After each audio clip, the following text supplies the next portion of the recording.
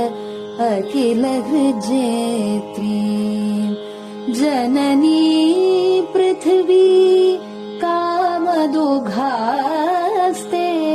जननी पृथ्वी कामदुघास्ते जनको देवः सकल दयाळु जनको देवः सकल दयाळु दाम्यत दत्त दयध्वं जनतां दाम्यत दत्त दयध्वं जनतां श्रेयो भूयात् सकल जनानां श्रेयो भूयात् सकल जनानां श्रेयो भूयात् सकल जनानां श्रेयो भूयात् सकल जनानां श्रेयो भूयात् सकल जनानां. பெரிவாசரணம். மைத்ரீம் பஜத. பாடியவர் குமாரி சிவஸ்ரீ ஸ்கந்தபிரசாத். பெரியவா சரணம். வணக்கம். பெரியவா வானொலியின் காலை நிகழ்ச்சிகளுக்கு உங்களை அன்புடன் வரவேற்கிறோம். முதலில் பெரியவா சுப்பிரபாதம். பெரியவாச்சரணம். பெரியவா சுப்பிரபாதம். பாடியவர் ஸ்ரீமதி லதா ஸ்ரீதரன் அவர்கள்.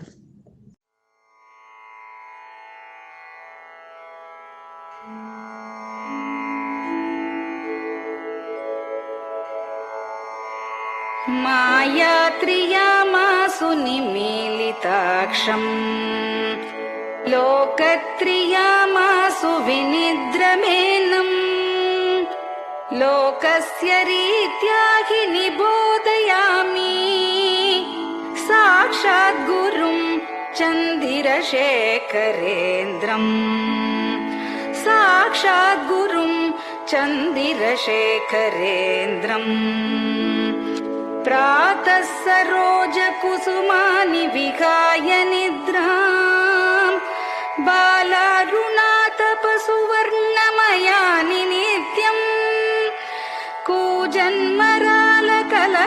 सरवैः स्तुवन्ति श्रीचन्द्रशेखर गुरो तव सुप्रभातम् श्रीचन्द्रशेखर गुरो तव सुप्रभातम्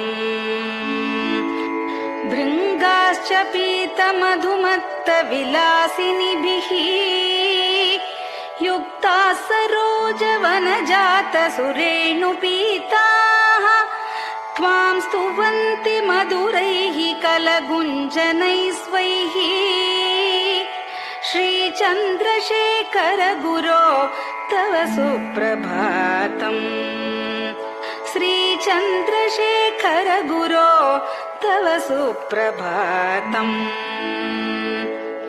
ये लालवङ्गनवमालति मल्लिकाद्याः गन्धीनि नित्यममलानि लता सुमानि अर्चन्ति पल्लवकरैर्विनता गृहीत्वा श्रीचन्द्रशेखर गुरो तव सुप्रभातम् श्रीचन्द्रशेखर गुरो तव सुप्रभातम् तुभ्यं रसालकदलीपनसादिवृक्षा कूजन्द्विगङ्गनिवगैर्मधुरं स्तुवन्तः माद्वीकसङ्गमधुरं फलमुद्वहन्ति श्रीचन्द्रशेखर गुरो तव सुप्रभातम्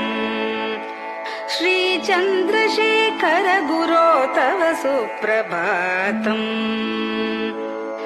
कावेरी वारिकृतमन् पूतदेहा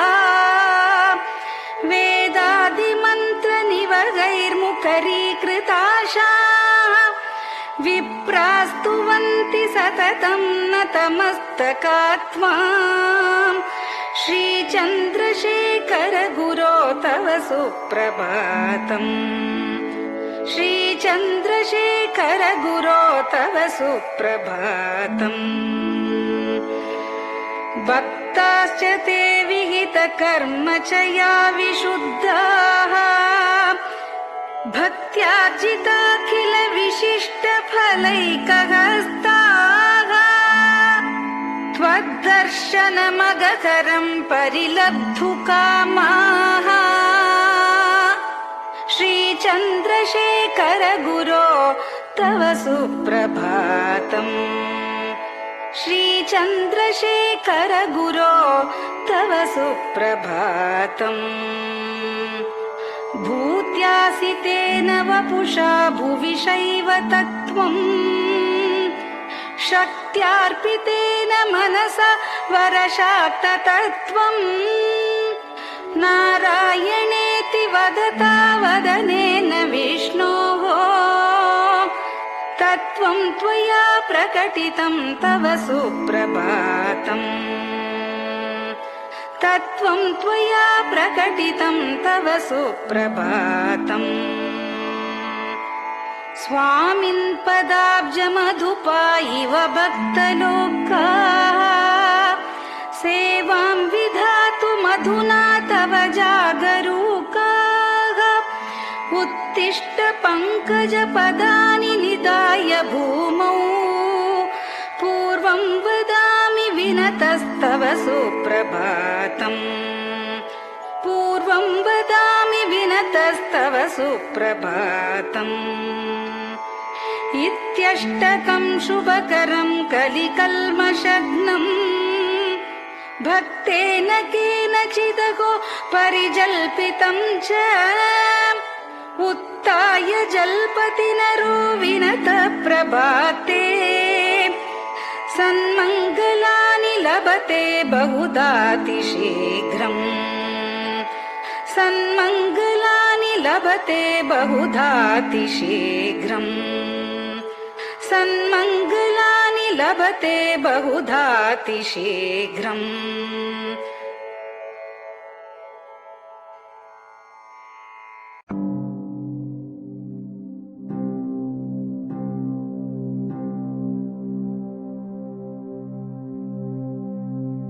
हर हर शङ्कर जय जय शङ्कर हर हर शङ्कर जय जय शङ्कर हर हर शङ्कर जय जय शङ्कर हर हर शङ्कर हर हर शङ्कर जय जय शङ्कर हर हर शङ्कर जय जय शङ्कर हर हर शङ्कर जय जय शङ्कर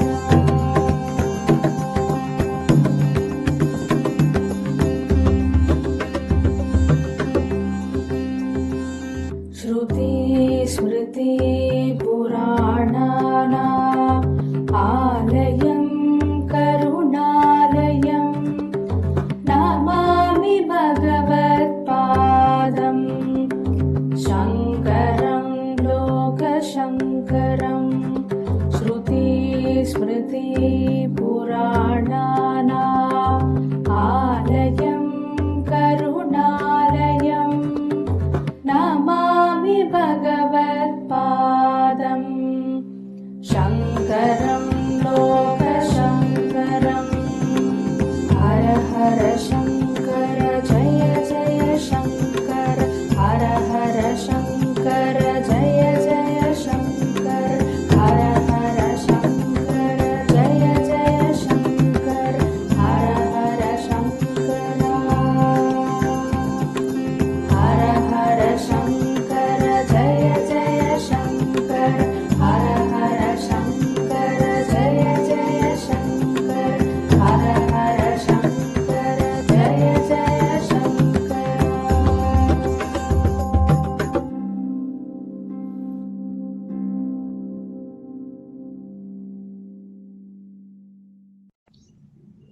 பெரியவாச்சரணம். பெரியவா கராவலம்பம். பாடியவர் ஸ்ரீமதி லதா ஸ்ரீதரன் அவர்கள். प्रातः स्मरामि भवदीयमुखारविन्दम् मन्दस्मितं च जनितापहरं जनानाम् प्रातः स्मरामि भवदीयमुखारविन्दम् मन्दस्मितं च जनितापहरं जनानाम् सम्पत्करीं च भवतोऽत्र कटाक्षलक्ष्मीं काञ्चीमठेश मम देहि करावलम्बम् सम्पत्करीं च भवतोऽत्र कटाक्षलक्ष्मीं काञ्चीमठेश मम देहि करावलम्बम् काञ्चीमठेश मम देहि करावलम्बम् काञ्चीमठेश मम देहि करावलम्बम् काञ्चीमठेश मम देहि करावलम्बम् प्रातः स्मरामि कलिदोषहराणि यानि हृद्यानि दिव्यमधुराणि मनोहराणि प्रातः स्मरामि कलिदोषहराणि यानि हृद्यानि दिव्यमधुराणि मनोहराणि वाक्यानि तेऽद्यवदनाम्बुजनिर्गतानि काञ्चीमठेश मम देहि करावलम्बम्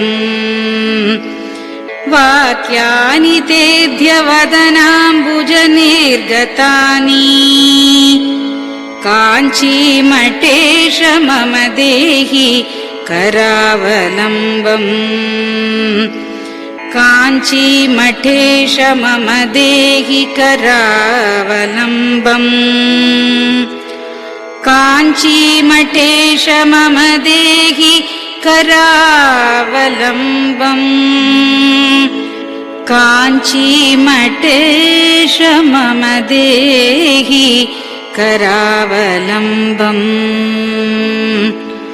वक्षस्थलं विमलहेम समानवर्णम् भस्माङ्कितं जनमनोहर कुङ्कुमाक्तम् वक्षस्थलं विमलहेम समानवर्णम् भस्माङ्कितं जनमनोहर कुङ्कुमाक्तम् प्रातः स्मरामि भवतोऽत्र चिरं महात्मन् काञ्चीमठेश मम देहि करावलम्बम् प्रातः स्मरामि भवतोऽत्र चिरं महात्मन् काञ्चीमठेश मम देहि करावलम्बम् काञ्चीमठेश मम देहि करावलम्बम् काञ्चीमठेश मम देहि करावलम्बम् काञ्चीमठेश मम देहि करावलम्बम् मत्तेभतुल्यगमनं च निरीक्ष्यतेऽद्य यात्वावनान्तरमनन्तगजाश्च लीनाः मत्तेभतुल्यगमनं च निरीक्ष्यतेऽद्य यात्वावनान्तरमनन्तगजाश्च लीनाः प्रातः स्मरामि गजराजगतिं तवेदम् काञ्चीमठेश मम देहि करावलम्बम् प्रातः स्मरामि गजराजगतिं तवेदम् काञ्चीमठेश मम देहि करावलम्बम् काञ्चीमठेश मम देहि करावलम्बम् काञ्चीमठेश मम देहि करावलम्बम् काञ्चीमठेश मम देहि करावलम्बम् दक्षेण दण्डमवलम्ब्य सदैतरेण हस्तेन चारुकलशं च विराजमानम् दक्षेण दण्डमवलम्ब्य सदैतरेण हस्तेन चारुकलशं च विराजमानम्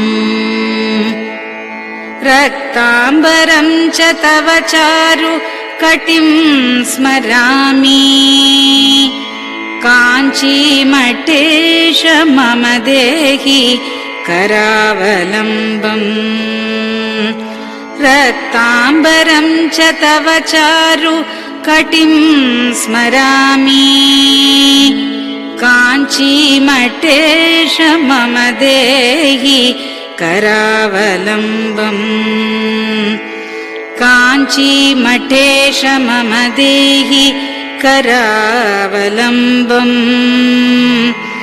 काञ्चीमठेश मम देहि करावलम्बम् काञ्चीमठेश मम देहि करावलम्बम् विस्मृत्य दोषमखिलं च ममापराधम् त्रातुं च याध्य भगवन् कृतबद्ध दीक्षा विस्मृत्य दोषमखिलं च ममापराधम् त्रातुं च याध्य भगवन् कृतबद्ध दीक्षा प्रातः स्मरामि यति पुङ्गवतेऽनुकम्पाम् काञ्चीमठेश मम देहि करावलम्बम् प्रातः स्मरामि यति पुङ्गवतेऽनुकम्पाम् काञ्चीमठेश मम देहि करावलम्बम् काञ्चीमठेश मम देहि करावलम्बम् काञ्चीमठेश मम देहि करावलम्बम् काञ्चीमठेश मम देहि करावलम्बम् प्रातः स्मरामि भवदीय पदारविन्दम् यस्मात् प्रयान्ति दुरितानि महान्ति तानि प्रातः स्मरामि भवदीय पदारविन्दम् यस्मात् प्रयान्ति दुरितानि महान्ति तानि आयान्ति तानि मुहुरुद्य सुमङ्गलानि काञ्चीमठेश मम देहि करावलम्बम् आयान्ति तानि मुहुरुद्य सुमङ्गलानि काञ्चीमठेश मम देहि करावलम्बम् काञ्चीमठेश मम देहि करावलम्बम् काञ्चीमठेश मम देहि करावलम्बम् काञ्चीमठेश मम देहि करावलम्बम् स्नानाश्च पानाश्च निषेवणाश्च ध्यानाश्च पापानिलयं प्रयान्ति स्नानाश्च पानाश्च निषेवणाश्च ध्यानाश्च पापानिलयं प्रयान्ति हे तीर्थपादानुसवं पदं ते तीर्थं च तीर्थीकरणं भजामि हे तीर्थपादानुसवं पदं ते तीर्थं च तीर्थीकरणं भजामि काञ्चीमठेश मम देहि करावलम्बम् काञ्चीमठेश मम देहि करावलम्बम्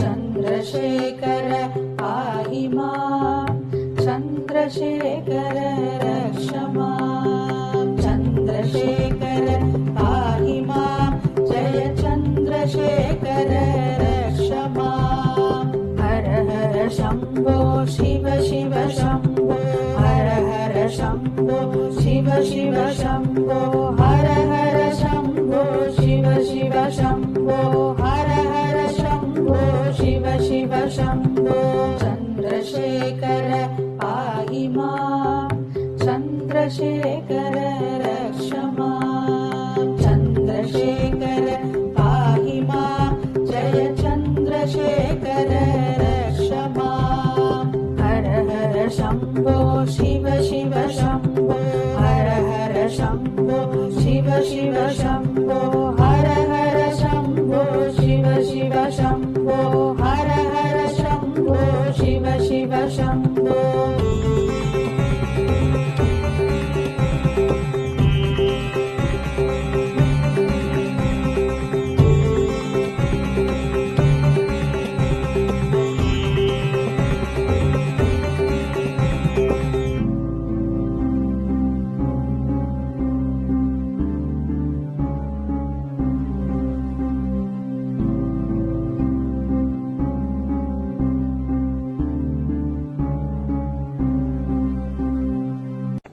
பெரியவா சரணம்.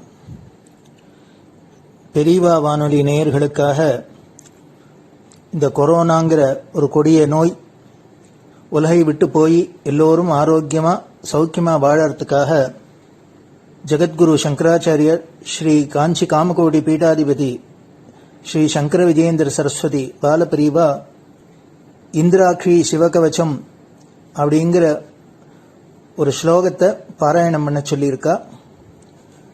அதனால குரு ஆணைப்படி இந்த இந்திராட்சி சிவகவச்ச ஸ்லோகத்தை பெங்களூர் பசவங்குடி ஸ்ரீ சத்குரு வேத பாடசாலை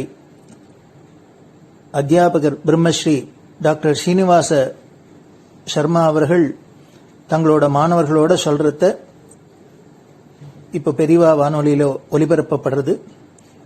இதை கேட்டாலே இது ஒலிக்கிற இடத்துலேருந்தே வியாதி முதலான சகல கஷ்டங்களும் போகும் அப்படின்னு மகாபெரிவாளும் சொல்லியிருக்கா, காஞ்சி ஆச்சாரியாலும் ஆண பண்ணியிருக்கா. அதுபடி உங்களுக்கு இந்த இந்திராட்சி சிவகவச்ச ஸ்லோகம் வழங்கப்படுறது. பெரியவா சரணம். ஓம் ஸ்ரீ குருப்யோ நமஹ. हरिः ॐ महागणपतये नमः वाग्देव्यै नमः मातृभ्यो नमः पितृभ्यो नमः आचार्येभ्यो नमः अतिथिदेवताभ्यो नमः श्रीसद्गुरुपरब्रह्मदेवताभ्यो नमः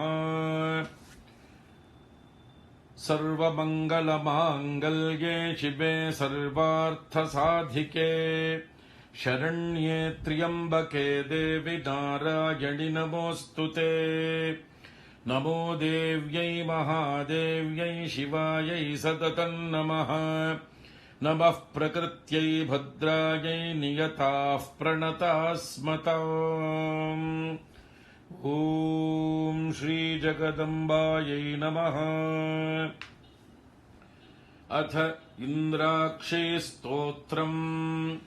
ॐ अस्य श्री इन्द्राक्षी स्तोत्रमहामन्त्रस्य शचीपुरन्दर ऋषिः अनुष्टुप्छन्दः श्री इन्द्राक्षी देवता महालक्ष्मीर्बीजम् भुवनेश्वरी शक्तिः माहेश्वरी कीलकम् श्री इन्द्राक्षी देवी प्रसाद सिद्ध्यर्थे जपे विनियोगः। ॐ अथ करन्यासाङ्गन्यासः। ॐ इन्द्राक्षीम् अङ्गुष्ठाभ्याम् नमः। ॐ महालक्ष्मीम् तर्जनीभ्याम् नमः। ॐ माहेश्वरीम् मध्यमाभ्याम् नमः।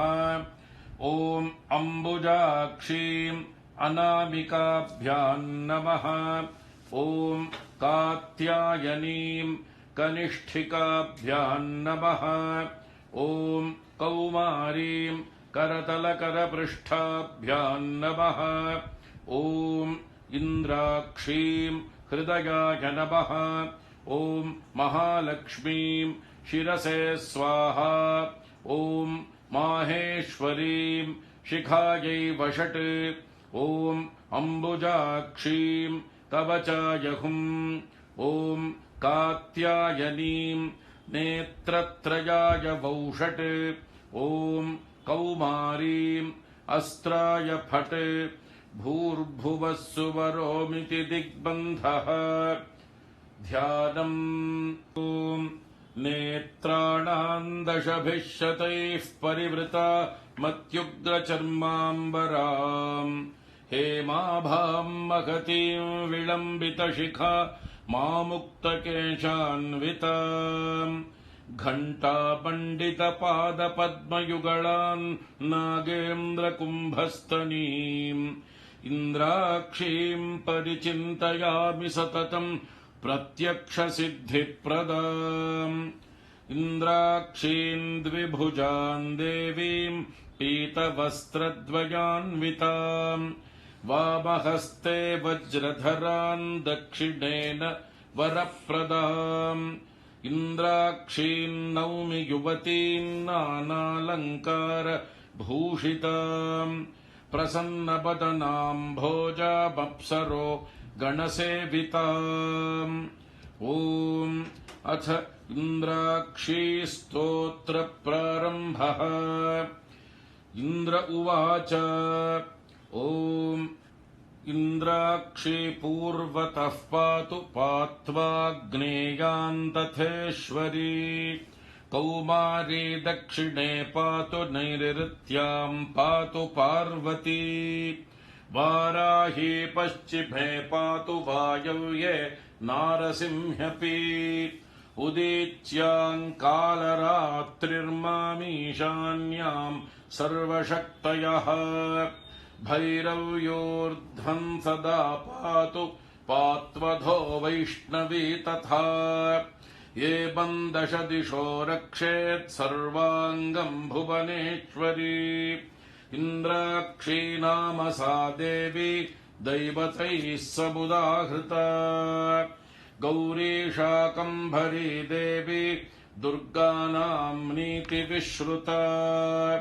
कात्यायनी महादेवी चण्डघण्टा महातपाः सावित्री सा च गायत्री ब्रह्माणी ब्रह्मवादिनी नारायणी भद्रकाली रुद्राणी कृष्णपिङ्गला अग्निज्वाला रौद्रमुखी कालरात्रि तपस्विनी मेघस्वना सहस्राक्षी विकटाङ्गी जडोदरी महोदरी मुक्तकेशी घोररूपा महाबला अजिता भद्रदानन्ता रोगहर्त्री शिवप्रिया शिवदूती कराली च शक्तिश्च परमेश्वरी आर्या दाक्षायणी चैव गिरिजा मेनकात्मजा महिषासुरसंहारी चामुण्डा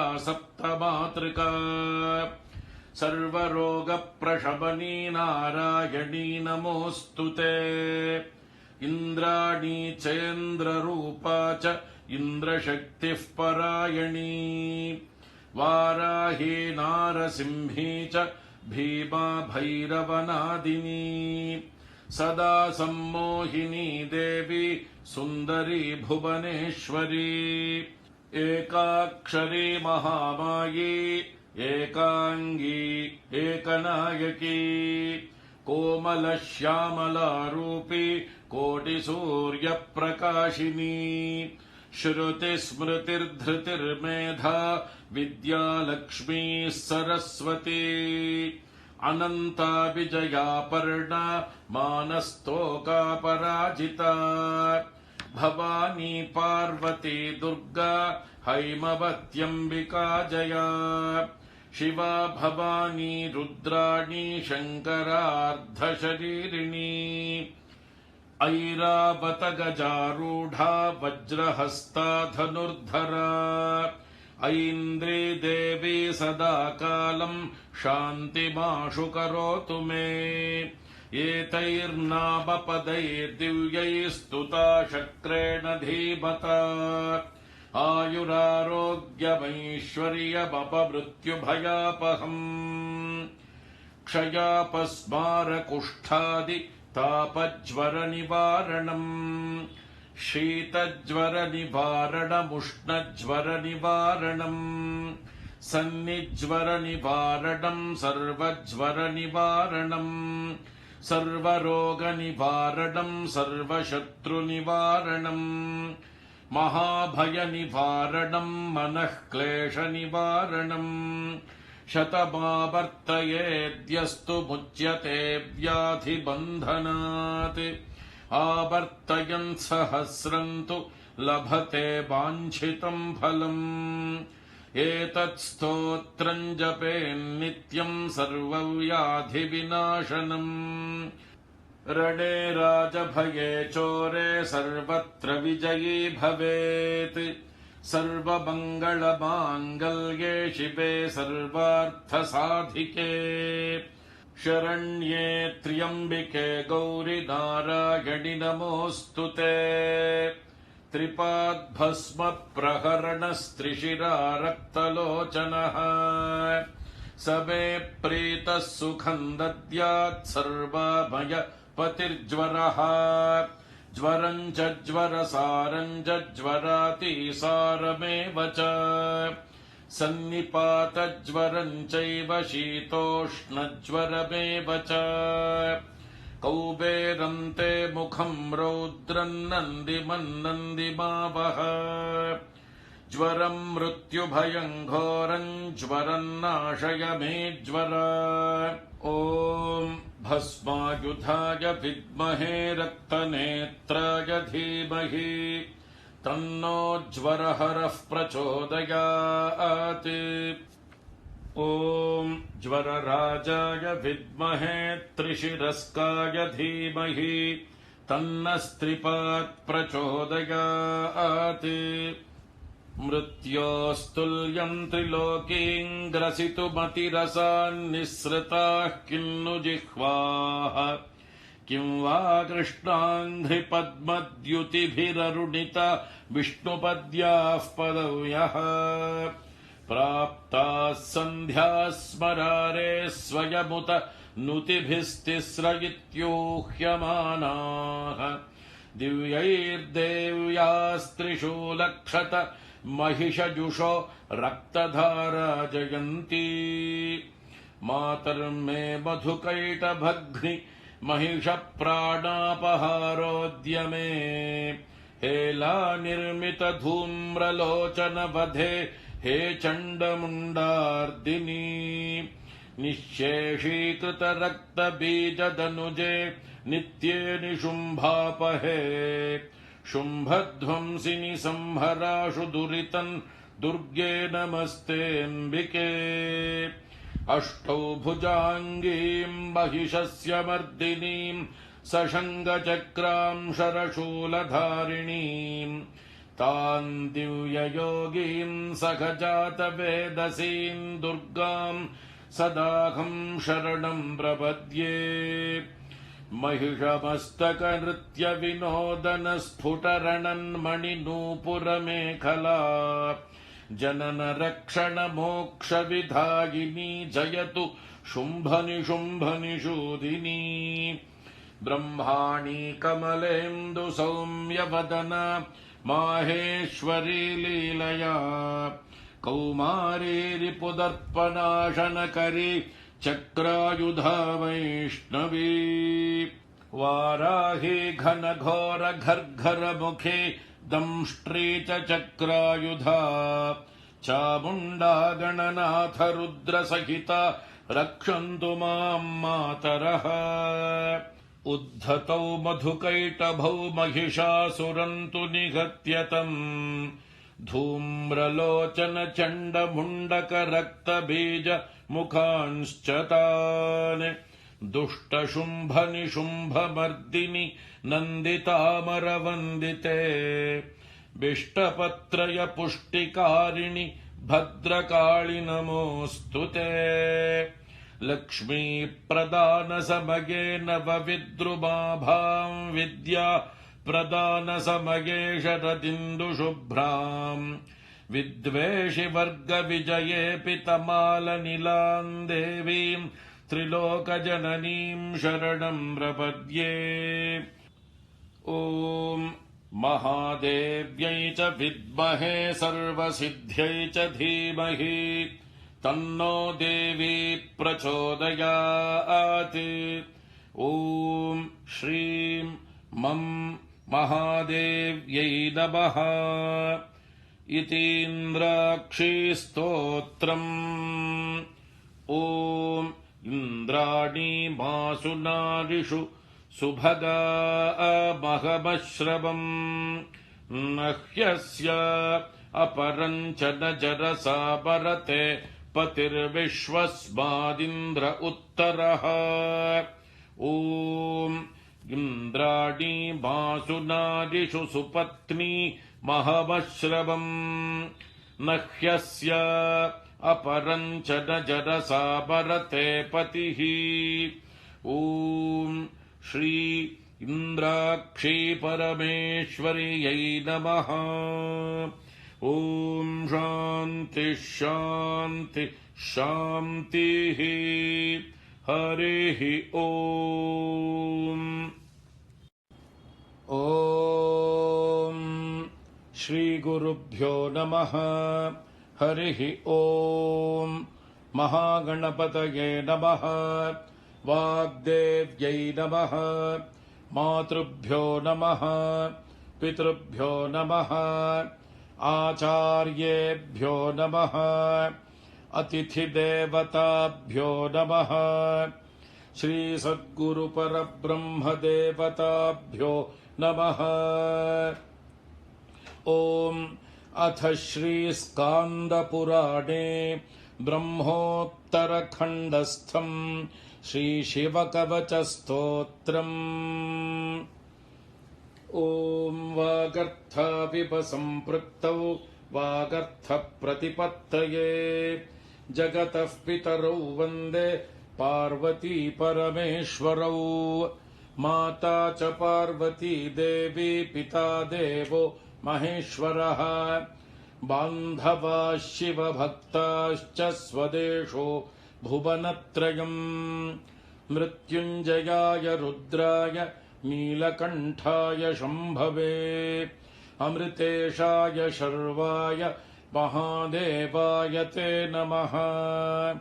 ॐ श्रीसाम्ब सदाशिव परब्रह्मदेवताभ्यो नमः। अस्य श्रीशिवकवचस्तोत्रमहामन्त्रस्य ऋषभयोगीश्वर ऋषिः अनुष्टुप्छन्दः श्रीसाम्ब सदाशिवो देवता ह्रां बीजम् ह्रीं शक्तिः ह्रूं कीलकम् श्रीसाम्ब सदाशिव प्रीत्यर्थे शिवकवचस्तोत्र जपे विनियोगः। अथ करन्यासः। ॐ नमो भगवते ज्वलज्ज्वालामालिने ॐ ह्रां सर्वज्ञशक्तिधाम्ने ईशानात्मने अङ्गुष्ठाभ्यां नमः। ॐ नमो भगवते ज्वलज्ज्वालामालिने ॐ नं ह्रीं नित्यतृप्तिधाम्ने तत्पुरुषात्मने तर्जनीभ्यां नमः।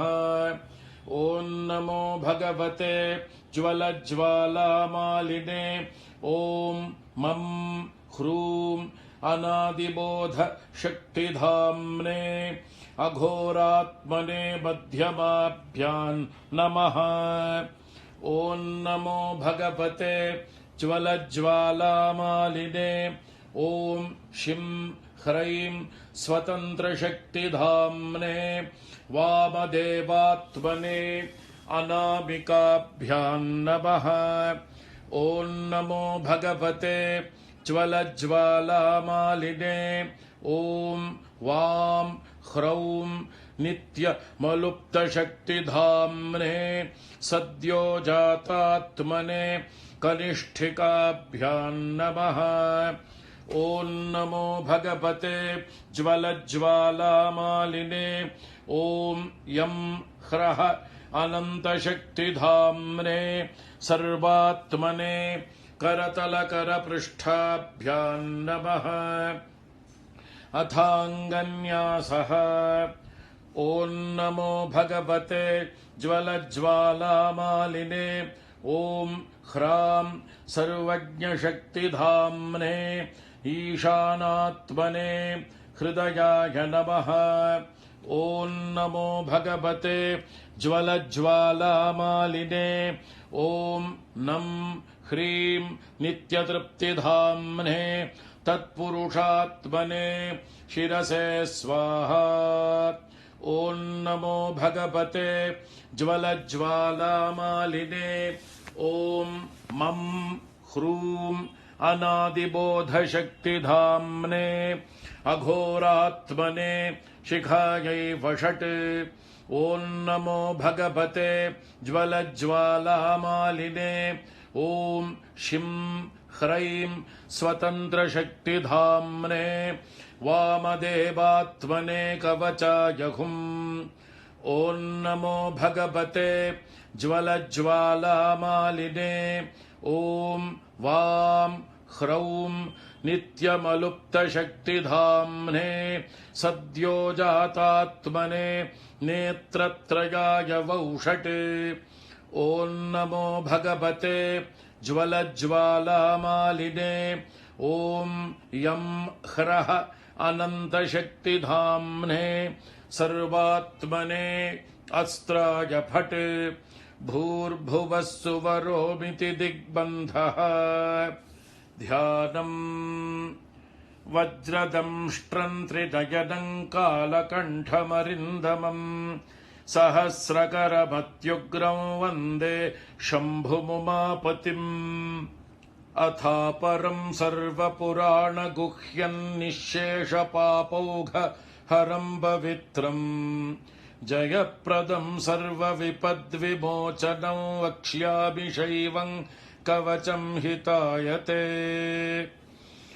ऋषभयोगीश्वर उवाच नमस्कृत्वा महादेवं विश्वव्यापिनमीश्वरम् वक्ष्ये शिवमयं वर्म सर्वरक्षाकरन् नृणाम् शुचौ देशे समासीनो यथावत्कल्पितासनः जितेन्द्रियो जितप्राणश्चिन्तये शिवमव्ययम् हृत्पुण्डरीकान्तरसन्निविष्टं स्वतेजसा व्याप्तनभोऽवकाशम् अतीन्द्रियं सूक्ष्ममनन्तमाद्यन् ध्यायेत्परानन्दमयं महेशम् ध्यानावधूताखिलकर्मबन्धश्चिरञ्चिदानन्द निमग्नचेताः षडक्षरन्याससमाहितात्मा शैवेन कुर्यात् कवचेन रक्षा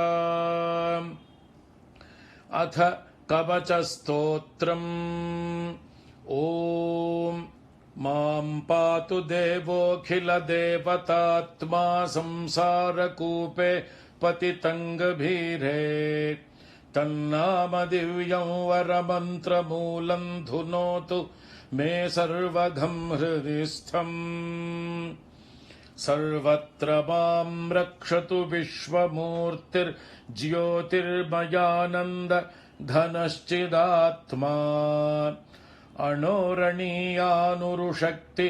रेकः स ईश्वरः पातु भयादशेषात्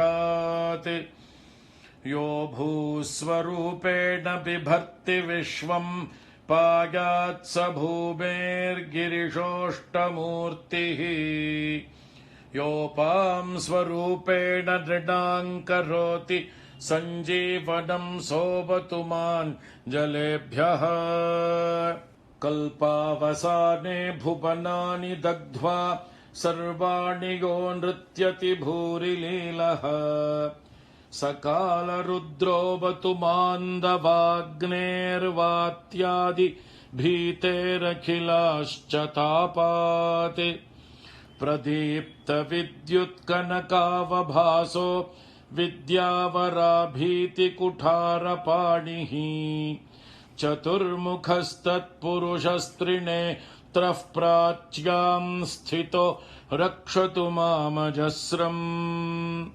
कुठारवेदाङ्कुशपाशशूलः कपालमालाक्ष गुणान्दधानः चतुर्मुखो नीलरुचिस्त्रिनेत्रः पायादघोरो दिशि दक्षिणास्याम् कुन्देन्दुशङ्खस्फटिकावभासो वेदाक्षमालावरदाभयाङ्कः त्र्यक्षश्चतुर्वक्त्र उरुप्रभावः सद्योऽधिजातोऽवतु मां प्रतीच्याम् वराक्षमालाभयटङ्क हस्तः सरोजकिञ्जल्कसमानवर्णः त्रिलोचनश्चारुचतुर्मुखो मां पायादुदीच्यां दिशि वामदेवः वेदाभयेष्टाङ्कुशटङ्कपाशः कपाल ढक्काक्षकशूलपाणिः सितद्युतिः पञ्चमुखो बतान्मा मीशान ऊर्ध्वं परमप्रकाशः मूर्धानमव्यान्मम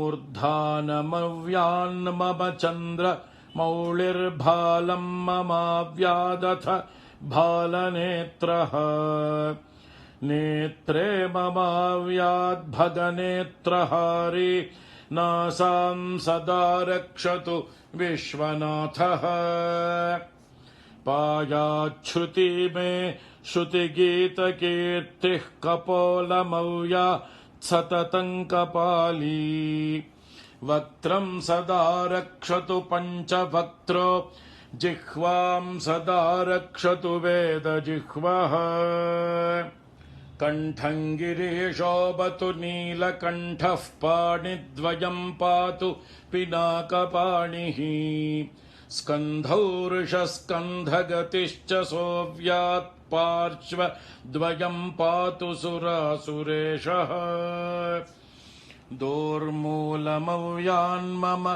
धर्मबाहुर्वक्षस्थलम् दक्षमखान्तकोऽव्यात् ममोदरम् पातु गिरीन्द्रधन्वा मध्यम् ममाव्यान्मदनान्तकारी हेरम्बतातो मम पातु नाभिम् पायात्कटिन् धूर्जटिरीश्वरो मे स्मरारिरव्यान्मम गुह्यदेशम् पृष्ठम् सदा रक्षतु शूलपाणिः ऊरुद्वयम् पातु कुबेरमित्रो जानुद्वयम् मे जगदीश्वरो व्यात् जङ्घायुगम् पुङ्गवकेतुरव्यात् पादौ ममाव्यात् सुरवन्द्यपादः महेश्वरः पातु दिनादिया मे माम् मध्ययामेवतु वामदेवः त्रिलोचनः पातु तृतीयया मे वृषध्वजः पातु दिनान्त्यया मे पायान्निषादौ शशिशेखरो माम् गङ्गाधरो रक्षतु मान्निशीथे गौरीपतिः पातु निशावसाने मृत्युञ्जयो रक्षतु सर्वकालम् अन्तःस्थितम् रक्षतु शङ्करो माम् स्थाणुः सदा पातु बहिःस्थितम् माम् तदन्तरे पातु पतिः पशूनाम् सदाशिवो रक्षतु माम् समन्तात् तिष्ठन्तमव्याद्भुवनैकनाथः पाया ध्वरजन्तम् प्रमथाधिनाथः वेदान्तवेद्योऽवतु मान्निषण्णम् मामव्ययः पातु शिवशयानम् मार्गेषु माम् रक्षतु नीलकण्ठः शैलादिदुर्गेषु पुरत्रयारिः अरण्यवासादिमहाप्रवासे पायान्मृगव्याधौदारशक्तिः कल्पान्तकालोऽग्र पटुप्रकोपस्फुटाट्टहासोच्चलिताण्डकोशः घोरारिसेनार्णवदुर्निवार महाभयाद्रक्षतु वीरभद्रः पत्यश्वमातङ्ग घटावरूथः सहस्रलक्षायुत कोटिभीषणम् अक्षौहिणीनाम् शतमाततायिनाम् छिन्द्यान्मृडो घोरकुठारधारय निहन्तु दस्यून् प्रलयानलार्चिर्ज्वलत्रिशूलम् त्रिपुरान्तकस्य शार्दूलसिंहर्क्षवृकादिहिंस्रान् सन्त्रासयत्वेषधनुः पिनाकः दुःस्वप्नदुःशकुनदुर्गतिदौर्मनस्य दुर्भिक्षदुर्व्यसन दुःसह दुर्यशांसि उत्पाततापविषभीतिमसद्ग्रहार्तिं व्याधींश्च नाशयतु मे जगतामधीशः ॐ अथ सहस्राक्षरमन्त्रः ॐ नमो भगवते सदाशिवाय सकल तत्त्वात्मकाय सकल तत्त्वविदूराय सकल लोकैककर्त्रे सकल लोकैकभर्त्रे सकल लोकैकसंहर्त्रे सकल लोकैकगुरवे सकल लोकैकसाक्षिणे सकल निगमगुह्याय सकल वरप्रदाय सकल दुरितार्तिभञ्जनाय सकल जगदभयङ्कराय सकल लोकैकशङ्कराय शशाङ्कशेखराय शाश्वतनिजाभासाय निर्गुणाय निरुपमाय निरूपाय निराभासाय निरामयाय निष्प्रपञ्चाय निष्कलङ्काय निर्द्वन्द्वाय निस्सङ्गाय निर्मलाय निर्गमाय नित्यरूपविभवाय निरुपमविभवाय निराधाराय नित्यशुद्धबुद्धपरिपूर्ण सच्चिदानन्दाद्वयाय परमशान्तप्रकाशाय तेजोरूपाय जय जय महारुद्र महारौद्र भद्रावतार दुःखदावदारुण महाभैरव कालभैरव कल्पान्तभैरव कपालमालाधर खट्वाङ्गखड्ग चर्मपाशाङ्कुशढमरुशूल चापबाणगदाशक्ति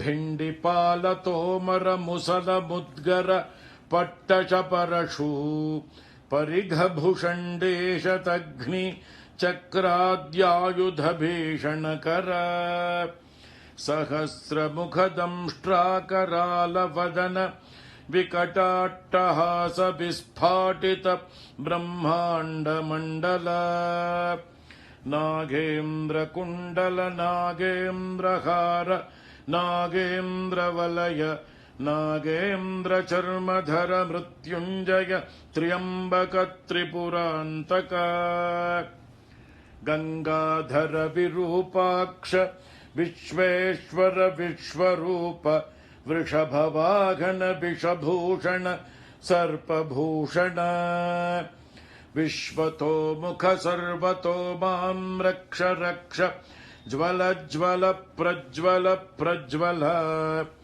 महामृत्युभयमपमृत्युभयन्नाशय नाशय रोगभयमुत्सादयोत्सादय विषसर्पभयं शमय शमय चोरान्मारय मारय मम शत्रूनुच्चाटयो चाटय शूलेन विदारय विदारय कुठारेण भिन्धि भिन्धि खड्गेन छिन्धि छिन्धि खट्वाङ्गेन विपोथय विपोथय मुसलेन निष्पेषय निष्पेषय बाणैः सन्ताडय सन्ताडय रक्षांसि भीषय भीषय भूतानि विद्रावय विद्रावय कूष्माण्डवेतालमारीगण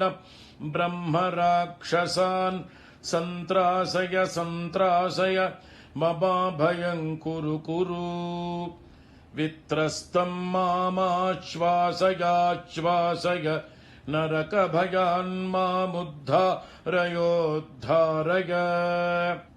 सञ्जीवय सञ्जीवय क्षुतृष्णार्तं मामाप्याययाप्यायय दुःखातुरं मामानन्दयानन्दय शिवकवचेन मामाच्छादयाच्छादय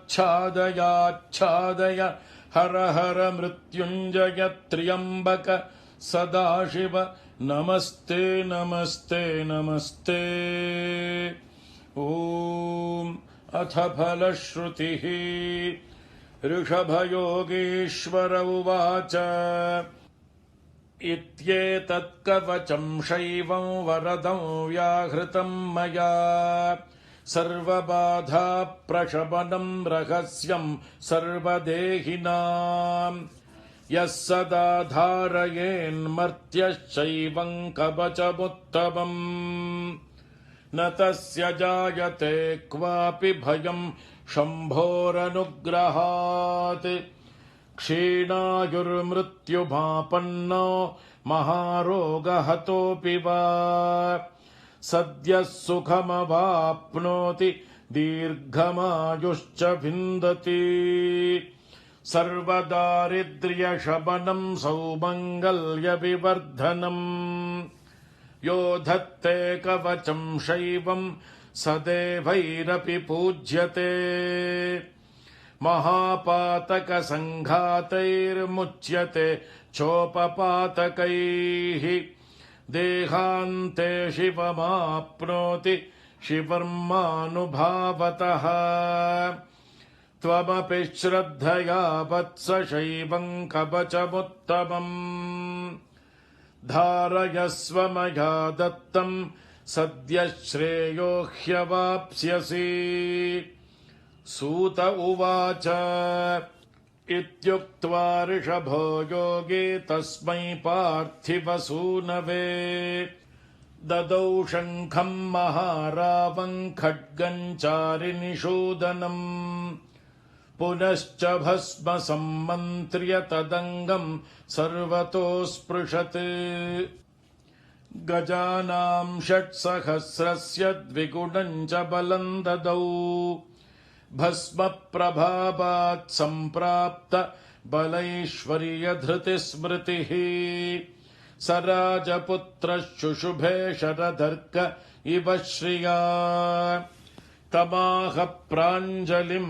भूयः स योगी राजनन्दनम् एष खड्गो मया दत्तस्तपो मन्त्रानुभावतः शितधारमिमं खड्गं यस्मै दर्शयसि स्फुटम् स सद्यो म्रियते शत्रुः साक्षान् मृत्युरपि स्वयम् अस्य शङ्खस्य निर्ह्रादं ये शृण्वन्ति तवाहिताः ते मूर्छिताः पतिष्यन्ति न्यस्तशास्त्र विचेतनाः खड्गशङ्खाभिमौ दिव्यौ परसैन्यविनाशिनौ आत्मसैन्यस्य पक्षाणां शौर्यतेजोभिवर्धनौ एतयोश्च प्रभावेन शैवेन कवचेन च 2,600 नागानां बलेन महतापि च भस्मधारणसामर्थ्याच्छत्रुसैन्यं विजेष्यसि प्राप्त्य सिंहासनं पित्र्यङ्गोप्तासि पृथिवीमिमाम् इति भद्रायुषं सम्यगनुशास्य समातृकम् ताभ्यां सम्पूजितः सोऽथ योगी स्वैरगतिर्ययौ इति श्रीस्कान्दपुराणे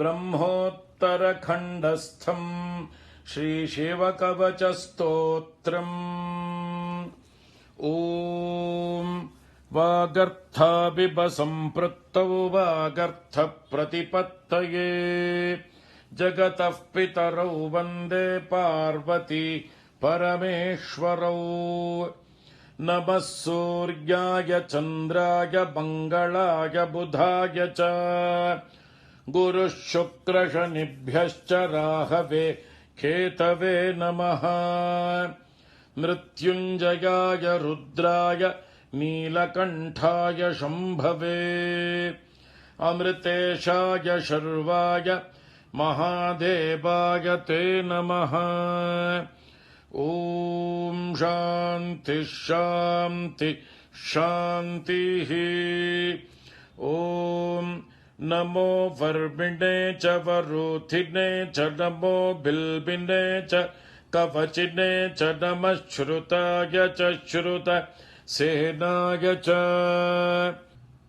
नमः शम्भवे च मयो भवे च नमः शङ्कराय च मयस्कराय च नमः शिवाय च शिवतराय च ॐ त्वं तुरीया वशिनी वशासि सकृद्य त्वा मनसा गर्भ आशयत् वशात् त्वं वशिनी गच्छ देवान् सत्याः सन्तु यजमानस्य कामाः समस्तसन्मङ्गलानि भवन्तु ஓம் சாந்தி ஷாந்தி ஷாந்தி. ஸ்ரீ குருப்யோ நமஹ. ஹரிஹி ஓம் தத்சத். சர்வம் ஸ்ரீகிருஷ்ணார்ப்பணமஸ்து.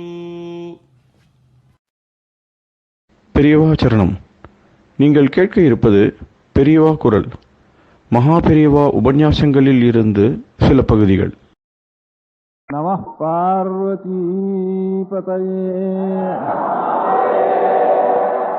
கோவிந்தநாம இப்ப இந்த குழந்தைகளுக்கு உபநயனம் பண்றதுங்கிறது நானா ஒரு யுக்தியா சொன்னேன். ஹிருதயத்துல காமம் உள்ள பிரவேசிக்கிறதுக்குள்ள காயத்ரி மந்திரம் பிரவேசிச்சு அந்த உபாசனை பண்ணிட்டான்னா அது சீக்கிரத்தில் சித்தி ஆயிடும். அந்த வால்யத்திலேயே எனக்கு 7 வயசுலேருந்து 16 வயசு 14-15 வயசுல எனக்கு சாமான்யமா லோக விவரங்கிறது தெரியும். அதுக்குள்ள அவளுக்கு ஒரு காயத்ரி ஆவர்த்தி பண்ணி சித்தி பண்ணிட்டான்னா அந்த மந்திர சித்தி அவனுக்கு ஸ்திரமா இருந்துட்டு இருக்கும்.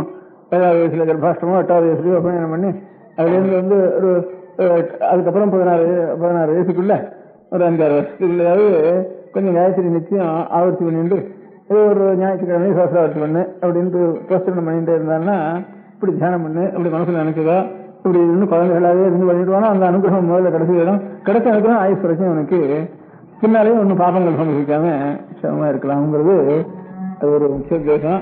அந்த மாதிரி குழந்தைகளுக்கும் ஸ்திரீனா உபநயஸ்தானே விவாகம் பண்ணுறது அவளுக்கு லோகத்தினுடைய விவரங்கள்லாம் சித்தத்துக்கு விசாரங்கள் ஏற்படுற வயசுக்குள்ளேயே அவளுக்கு இதெல்லாம் பர்த்தா பத்யா ஈஸ்வரன் அப்படின்னு ஒரு பிரதானத்துல சித்தம் லயிச்சுட்டானா அப்புறம் அவளுக்கு லோக விவரம் தெரிஞ்சதுக்கு அப்புறம் அந்த பதியனிடத்துல ஒரு ஈஸ்வர பாவனை அப்படியே அனுபவிச்சுட்டு இருக்கும். அப்படிங்கிறதுக்காக அவளுக்கும் 8வது வயசுலயே ஒரு நமக்கு ஈஸ்வரன் நமக்கு பர்த்தா தான் ஈஸ்வரங்கிற மாதிரி ஒரு பாவனை ஒரு நோம்போடு உண்டு. குழந்தை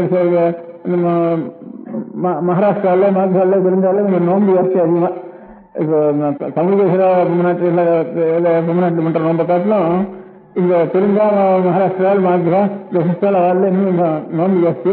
அது சில நோன்புகள்ல கல்யாணம் ஆகிறதுக்கு முன்பு பரமேஸ்வரனே பத்திட்டு உபாசனை இல்ல நோன்புகள் உண்டு. கல்யாணம் ஆனதுக்கு வரும் பத்தியே பரமேஸ்வரன் விட்டு மாற்றிக்க வேண்டியது அப்படின்ட்டு அந்த மாதிரி ஒரு நியமம் இருக்கு. அந்த மாதிரி பண்ற ஒரு கிரம பிரகாரம் 8வது வயசுலயே குழந்தைகளுக்கும் கல்யாணம் பண்றதுன்னு அதான் பெரியவெல்லாம் சாஸ்திரத்துல ஏற்பாடு பண்ணிட்டு இருந்தா. ஆனா நம்ம சீனா ஒரு ரிசர்ச்சுக்காக ஒரு அங்க போயிடும் ரொம்ப பிடிச்சதா இருந்து அதான் நம்ம வேதங்கள் எல்லாம் எடுத்து இந்த மந்திரங்கள் எவ்வளவு பிரயோகம் சொல்றோமோ இந்த கல்யாணத்துல மந்திரங்கள்லாம் எது நம்ம சொல்லிட்டு வரோமோ அந்த மந்திரங்கள் எல்லாம் ரிசர்ச் பண்ணி பார்த்தா அது வேஸ்டினா அந்த பார்த்த உடனே அவளுக்கு என்ன பட்டது இதெல்லாம் வயசாகி ஒரு 20 வயசு 18 வயசுக்கு மேல இருக்கிற பெண்கள் கல்யாணம் பண்ணிட்டா அவ என்னென்ன சொல்லணுமோ அப்படி இருக்கிற மந்திரங்களா தான் இருக்கு இதுல இருக்குங்கிற மந்திரங்கள்லாம். அதனால ஏதோ பின்காலத்துல ஏதோ ஒரு ஆபத்தோ சந்தர்ப்பத்திலேயோ அப்படி ஒரு தர்மசாஸ்திரத்தின் இப்படி இந்த மாதிரி இந்த பழக்கம் இப்படி வந்திருக்கு குழந்தைகளா கல்யாணம் பண்றதுன்னு. குழந்தைகள்னா கல்யாணத்துக்கு அர்த்தமே கிடையாது. அதனால அவளுக்கு வாஸ்தவமா ஒரு புருஷன்னா பிரேமம் ஏற்பட்டு லவ் ஏற்பட்டு அதுக்கப்புறம் தான் லவ் மேரேஜ் செய்யற மேரேஜ்ங்கிறது இந்த குழந்தைகளை கொண்டு என்ன மரபாசி கல்யாணம்ங்கிறது நம்ம சாஸ்திரத்துல கிடையாது. வேதத்திலையும் இப்படி இல்லை. வேதத்தினுடைய மந்திரங்கள்லாம் பார்த்தா அப்படித்தான் அர்த்தம் வருது அப்படின்ட்டு ஏகஸ் மேரேஜுகள் பில்லுன்னா இப்போ பில்லு அஞ்சல ஒரு புஸ்தகம் இருக்கா ஒரு புஸ்தகம் மேரேஜ் ஏகஸ் மேரேஜ் ஒரு புஸ்தகம் ஒன்றும் ஒரு புஸ்தகம் இருக்கா. அந்த புஸ்தகத்துல இந்த மந்திரங்கள் எல்லாம் ரிசர்ச் பண்ணி இதுல எல்லாம் இருக்கு. இந்த விவாகத்துல 3 நாள் பிரம்மச்சரியம் இருக்கணும். அந்த 3 நாள் பிரம்மச்சரியம் இருக்கணும். அந்த பிரம்மச்சரியத்துக்கு அப்புறம் அவளுடைய ஒரு பிரேமையா வச்சிருக்க ஸ்திரீ சொல்லிக்க முடியாத வார்த்தைகளா என்னுடைய கொடையில் உட்காரு அந்த மாதிரி இது பண்ணிக்கோ. அவனுக்கு இப்போ இவ்வளவு வயசாச்சுன்ட்டு இந்த மாதிரி கொஞ்சம் வயசானவாள் எப்படி பேசுவாளோ அந்த மாதிரி வார்த்தைகள் இருந்துட்டு இருக்கு அந்த மந்திரத்துல. இதெல்லாம் எடுத்து எழுது. அதனால இது வந்து நமக்கு இந்த மாதிரி ஏதோ தவறுகளாக வந்துட்டு இந்த பழக்கம் குழந்தைகளை பண்றதுங்கிறது பரிகாரம் பண்றதுதான் வேதத்தில் இருக்கு அப்படின்ட்டு எடுத்து ஒரு புத்தகம் கூட போட்டிருக்கா. அதுக்கப்புறம் அந்த புத்தகம் படி அது சரியில்லைன்ட்டு இன்னும் சில பண்டிதாளா இருக்கிறவா சம்ஸ்கிருதத்துல இங்கிலீஷ்ல போட்டா, அதுக்கப்புறம் சம்ஸ்கிருதத்துல அது சரியில்லைன்னு அதுக்கு சமாதானம் மாதிரி இன்னும் 2-3 பேர் போட்டா அதுக்கப்புறம் சமாதானம். அதுக்கு அப்படியே வந்து 2-3 மேல் போட்டு சரி 4 பேர் எழுதினேன். அப்புறம் பண்டிதாவே சில பேர் வந்து சீனாசன் சரியில்லைட்டு அப்படி சில பேர் எழுதினேன். அப்புறம் சரியில்லைன்னு சில பேர் எழுதினேன். அப்படி 2-3 பிரகாரம் வந்து 2-3 வாதங்கள் வந்ததுனால அந்த காலத்துல அது இருக்கும். அதுக்காக இல்லை, அந்த அதுல இருக்கிற ஒரு பாயிண்ட் உதாரணம் இல்லை, இந்த மாதிரி ரிசல்ட் நான் நம்புறதுக்காக நான் சொன்னேன். அதாவது இந்த ஒரு வாக்கியம் இருக்கு, சோமோதம் சர்வாய கந்தர்வால் வத்னவே ரவிஞ்ச புத்திராம் சப்ராமஸ்தோ இமாம் அப்படின்னு ஒரு மந்திரம் கிரகிக்கிற காலத்துல ஒரு மந்திரத்தில் இருக்கு. சோமன்கிறவன் கந்தர்வனுக்கு இந்த கண்ணியை கொடுத்தான். கந்தர்வன் அக்னி இடத்துல கொடுத்தான். அக்னி இப்ப எனக்கு கொடுக்குறான். அக்னி மஸ்தம் அசோதிமாம் அப்படின்னு ஒரு வாக்கியம் முக்கியமான வாக்கியம் இருக்கு. அந்த வாக்கியத்துக்கு அர்த்தம் சோமன்கிறது. அப்புறம் தர்மசாஸ்திரத்தில் இருக்கிற காலத்துல பிறந்த ஒவ்வொரு குழந்தைக்கும் பெண் குழந்தைக்கும் இந்த சோமன் வஸ்திரம் கட்டிக்கிற வரைக்கும் சோமன் ஒரு தேவத்தை. அது மாதிரி துணிசக்திக்கு தெரிகிற வரைக்கும், துணிசக்தியான லஜ்ஜை வர வரைக்கும் சோமனுடைய அதிகாரம். அந்த லஜ்ஜை வந்து ருத்து வர வரைக்கும் கந்தர்வனுக்கு அதிகாரம். அந்த கந்தர்வனுக்கு அப்புறம் 3 வருஷம் வந்து அக்னிக்கு அதிகாரம். அந்த 3 வருஷத்துக்கு அப்புறம் தான் மனுஷனுக்கு அதிகாரம். இன்னொரு வாக்கியம் இருக்கு அதே வேகத்துல, சோமஸ்திரசமோ விவேகம் சர்வோ விவித உத்தரக. சோமம் வந்து முதல்ல கிரகிச்சுட்டான் அந்த கண்ணியை, அப்புறம் கந்தர்வன் கிரகிச்சுட்டான், அப்புறம் அக்னி கிரகிச்சுட்டான். திரியஸ்தோ மனுஷதாக மனுஷரா இருக்கிறதா 4வது அதிகாரம். அப்புறம் தர்மசாஸ்திரம் சொல்றப்போ சோமனுக்கு இந்த குழந்தை சோமம் கட்டுக்கிற வரைக்கும், அதுக்கப்புறம் அந்த துணி கட்டுக்கிற வரைக்கும், அதுக்கப்புறம் ருத்து வர வரைக்கும் கந்தர்வனுக்கு அதிகாரம், அதுக்கப்புறம் அக்னிக்கு அதுக்கப்புறம் 3 வருஷத்துக்கு அதிகாரம், அதுக்கப்புறம் தான் இவனுக்கு அதிகாரம்னு தர்மசாஸ்திரத்தில் தனியாக சொல்லிருக்கு. அது இன்ன அதிகாரம் சொல்றப்ப வேத மந்திரத்துல 2 வேத மந்திரம் இருக்கு. சோமஸ்பிரசமோ வேதம் தர்வோ வேத்ரான்னு சோமோதோகம் தர்வாய கந்தர்வோ அக்னியே மந்திரா சப்ராதாக்னி மஸ்தமசோ இமாம். அந்த அக்னி எனக்கு கொடுத்தாருன்னு இருக்கு. இந்த 2 மந்திரம் இதே மாதிரி இருக்கு சமானமா. தர்மசாஸ்திர விவரம் சொல்றப்ப இந்த மாதிரி இந்த வருஷத்தினுடைய கணக்கும் சொல்லிருக்கு. அதனால மனுஷன் விவாகம் பண்ணிக்க வேண்டியது பிருத்தியாகி 3 வருஷத்துக்கு அப்புறம் தான் கல்யாணம் பண்ணிக்கணும். தவிர வேதத்தினுடைய 2 மந்திரத்தையும் அனுசரிச்சு அது தவிர தனித்தனியா வேத மந்திரங்கள்ல ஒருத்தர் பேசிக்க மந்திரங்களை பார்த்தோம்னா 3 நாள் பிரம்மச்சரியம் இருக்கணும், ஒருத்தருக்கு அப்போ காமப்பிரிவு ஏற்படக்கூடாது, அதுக்கப்புறம் நீ வந்து என்னுடைய தொழில் காட்டு பிரார்த்திக்கணும், அதுக்கு வேதத்தெல்லாம் அனுகிரகம் பண்ணணும், இந்த சாம்பத்தியம் சரியா இருக்கணும்னு சொல்லணும். அப்படி வந்து இப்படி எல்லாம் சில மந்திரங்கள் அதுல இருக்கு. சின்ன மந்திரங்கள்லாம் நான் சொல்றேன், அந்த மாதிரி இருக்கு. இதை தவிர தர்மசாஸ்திரத்துல மனுஷன சாஸ்திரத்துல இந்த மாதிரி ஒரு வாக்கியம் இருக்கு. குமாரி விஷ்ணுபீசதி ஊர்துகாராய தஸ்மாத் விந்தேக சம்பதி அப்படிங்கிற வாக்கியம் இருக்கு. குமாரியானவள் ரித்துவானதுக்கு அப்புறம் 3 வருஷம் விதீட்சத்தை எதிர்பார்க்க வேண்டியது. அதுக்கப்புறம் ஊர்துகாராய தஸ்மாத் கேட்டுக்கிறது அர்த்தம் கேட்டுக்கிறேன். அந்த புத்தகம் கேட்டுக்கிறேன் இல்ல, இந்த வேலை மந்திரம் கேட்டுக்கீங்க இதையும் கேட்டுக்கிறேன். நீ கேட்டுக்கிட்டு நீ கேட்டீங்க உனக்கு கையில் இருக்கு இல்லையா, இந்த வாதங்கள்லாம் கையில் இருக்கு இல்லையா? சரி சரி. 3 வருஷான் விதீட்சேத குமாரி விஷ்ணுபீசதி ஊர்துகாராய தஸ்மாத் விந்தேக சம்பதி. குமாரியானவள் ரித்துமதியாகி 3 வருஷம் எதிர்பார்க்க வேண்டியது. அதுக்கப்புறம் தனக்கு தனக்கு தகுந்த பத்திய அதுக்கப்புறம் அடைய வேண்டியது அப்படின்ட்டு அவரோட வாக்கியம் இருக்கு. அதனால இவ்வளவு வாக்கியம் வந்து இந்த 2 வேத வாக்கியம், இந்த 2 வேத வாக்கியத்துக்கு சோமன்னா என்ன, கந்தர்வன்னா என்ன, அவளுக்கு எத்தனை வருஷம் அதிகாரங்கிறது அதை விவரணம் பண்ண முடியாதுங்கிற வாக்கியம். அதுக்கப்புறம் பெண்கள் ரித்துவானதுக்கு 3 வருஷம் வரைக்கும் எதிர்பார்க்க வேண்டியது. அதுக்கப்புறம் வந்து தனக்கு தகுந்த பத்தியே அடைய வேண்டியதுங்கிற வாக்கியம். இவ்வளவும் வேதம் ஸ்மிருதி அவ்வளவும் சேர்ந்து ஐக்கியம்சமா ஒரே அபிப்பிராயம் இருக்கு. அதனால இந்த இங்கே இந்த இதா குறுக்கால் முதல்ல நம்ம தேசத்துக்கு வர காலத்துல அதான் அப்ப கொஞ்சம் தர்மம் நியாயம் வச்சுட்டு இருந்தா, கொஞ்சம் அக்கிரமம் பண்ற சமயத்துல கூட கொஞ்சம் பொட்டு கட்டிட்டா அந்த பொண்ணை போடுறது இல்லைன்னு வச்சுட்டு இருந்தாலும். அதனால எல்லாருமே சின்ன குழந்தையா இருக்கிறப்போ பொட்டு கட்டிட்டா நமக்கு இந்த குழந்தைக்கு ஆபத்து இல்லாம இருக்கும் அப்படிங்கிறதுக்காக பயந்து அப்போ குழந்தையில பொட்டு கட்டினாள் அப்படிங்கிறது. அதனால தர்மசாஸ்திரத்திலேயே இல்ல, இதுலயே இல்ல, வேதத்திலேயே என்ன ஸ்பஷ்டமா இருக்கு. அதனால இந்த பழக்கமா நமக்கு வந்திருக்கு. இந்த பழக்கம் எப்போ வந்துன்னு கேட்டா இந்த மாதிரி திருக்கால் ஒரு 700 வருஷமா நம்ம தேசத்துக்கு வந்த காலத்துல, அப்ப ஆரம்ப காலத்துல இன்னும் தர்ம நியாயமா இருந்திருக்காவா இது. அந்த காலத்துல தர்ம நியாயமா இருக்கிற காலத்துல பொட்டு கட்டிட்டு அப்புறம் தொடவாங்க அந்த பொண்ணு அப்படின்னு வச்சிருந்தா பொட்டு கட்டாத கொண்டு போய் விடுவோம் அப்படின்ட்டு வச்சுட்டு இருந்ததுக்காக இந்த கல்யாணம் இப்படி இருந்தது அப்படின்னுட்டு ஒரு தீர்மானம் பண்ணி அனுசரிச்சு இன்னைக்கு அந்த அபிப்பிராயம் இருக்கு. அதைத்தான் ஆதாரமா வச்சிருந்து 2 சபை நம்ம சிவசாமி இருவாள், சுந்தரம் இருவாள், கிருஷ்ணாமி இருவாள், எம்ரங்காச்சாரியர் இவன் 4 பேரும் இருந்து மைசூர் மகாராஜா, திருவாங்கூர் மகாராஜா வண்டத்துல நிறைய பணம் வாங்கி ஏழு பணத்தை போட்டு காஞ்சிபுரத்தில் ஒரு பெரிய சபை, திருவாரூர் ஒரு பெரிய சபை, 2 சபை நடத்தினான். அந்த 2 சபை நடத்துறதையும் இப்படிதான் தீர்மானம் பண்ணி 2 புத்தகம் போட்டிருக்கா வித்வான்களோட அபிப்பிராயங்கள்லாம் யூனிட்டு. அதை வச்சிருந்தா இது சாரதாசத்தை வந்த காலத்துல நாங்கெல்லாம்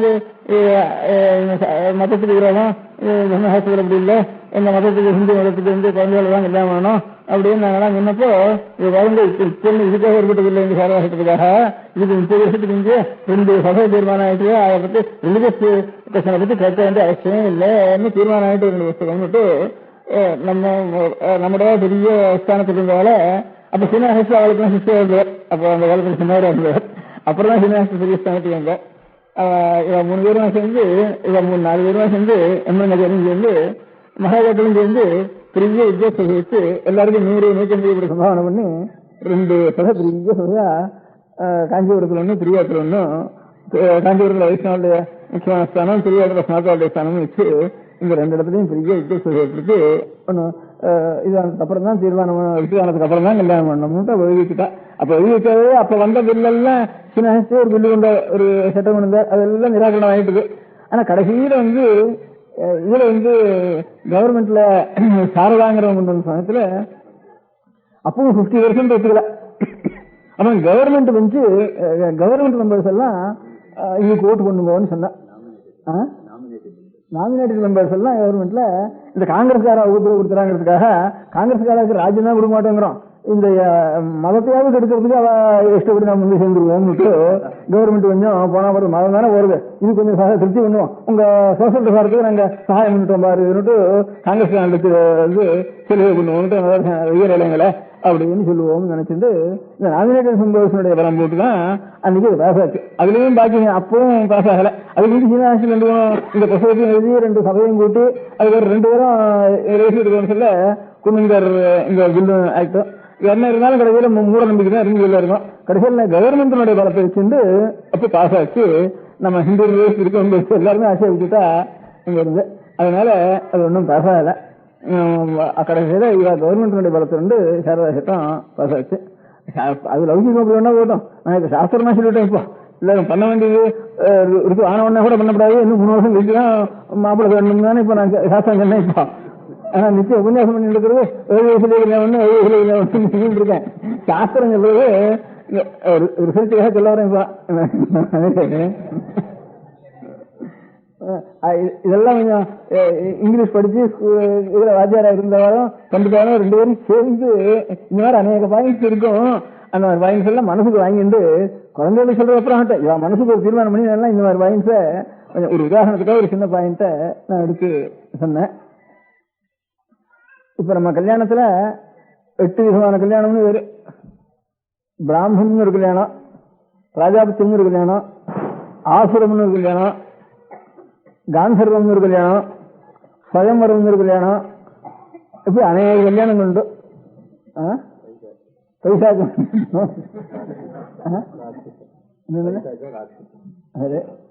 ஆசுரத்துக்கு ஆசுரம் வேற, ஆசுரம் ராட்சசம் பைசாகம் 3 தானே. சரி, இப்படி இவ்வளவு தர்மசாஸ்திரத்தில் சொல்லியிருக்கு. கல்யாணம், சுயவரம் வேற, அதுக்கப்புறம் காந்தர்வ விவாகம் வேற, இப்படிலாம் கல்யாணம் சொல்லிருக்கு. அதுல 8 பிராம விவாகம்னு அது ஒரு தனி விவாகம். அந்த பிராம விவாகம் கன்னிய தகப்பனார் தாயார் பார்த்து ஒரு வரனுக்கு தானம் பண்றது பிராம விவாகம்னு சொல்லுது. இவ்வளவு நம்ம அந்தந்த அதிகாரிகளுக்கு இந்த பிராமணர்களுக்கு சுயமரம் கிடையாது, சத்திரியாளுக்கு சுயமரம் உண்டு. அந்த மாதிரி பாக்கி இருக்கக்கூடிய வருணத்துக்கும் காந்தர்வம் உண்டு. இன்னென்ன வருணத்துக்கு இன்னென்ன விவாகம்னு பிரிச்சிருக்கு. அதனால பிரம்மட்சத்திர விஷயம் எல்லாருக்கும் அந்த காலத்துல வேதாத்தியனம் பண்ணிட்டு எல்லாரும் வேத மந்திரங்களோட தான் அத்தியன மந்திரம் சொல்லணும். அதனால மந்திரங்கிறது ஜெனரலா ஜெனரல் பாப்புலேஷனுக்காக சாமானியா பிரவர்த்திச்சது. அதுல ஸ்பெஷலா சில விவாகங்கள் இருக்கு. அதுல பிராம விவாகங்கிறது மாதா பிதாக்கள் பார்த்து கொடுக்க வேண்டியது. அப்பேற்பட்டது பிராம விவாகம்னு பேரு. பிராம விவாகம்னா பிராமணாதான் வேணும்னு அர்த்தம் இல்ல, பிராமணாளுக்கு வேற விவாகம் கிடையாது. அதனால பாக்கிய வர்ணத்துக்கு எல்லா விவாகம் அதிகாரம் உண்டு, அவ்வளவுதான். விவாகம் பண்ண வேண்டியது இந்த பிராம விவாகம் மாத்திரம் தான் பிராமணாளுக்கு. எல்லா மந்திரத்துக்கு தான் வேதமே தவிர பிரம்மட்சத்திர விஷயம் எல்லாருக்கும் தான் வேத மந்திரம் அதில் சொல்லப்பட்டிருக்கு. அந்த மாதிரி சொன்னதுல இந்த இது இருக்க இந்த பிராம விவாகத்துல, அதாவது பிராமணன் ஒரு விவாகம் இதுக்கு லட்சணம் சொல்லியிருக்கு. அந்த விவாக பிரயோகத்துல ஒரு மந்திரம் வேதம், அதுவும் வேத மந்திரம் தான். அந்த மந்திரம் என்னட்டா, அந்த மந்திரத்தை இப்பவும் சொல்லிட்டு இருக்கோம். இந்த பிராம விவாகத்துல கந்தர்வ பூஜைன்னு ஒண்ணு பண்றோம்.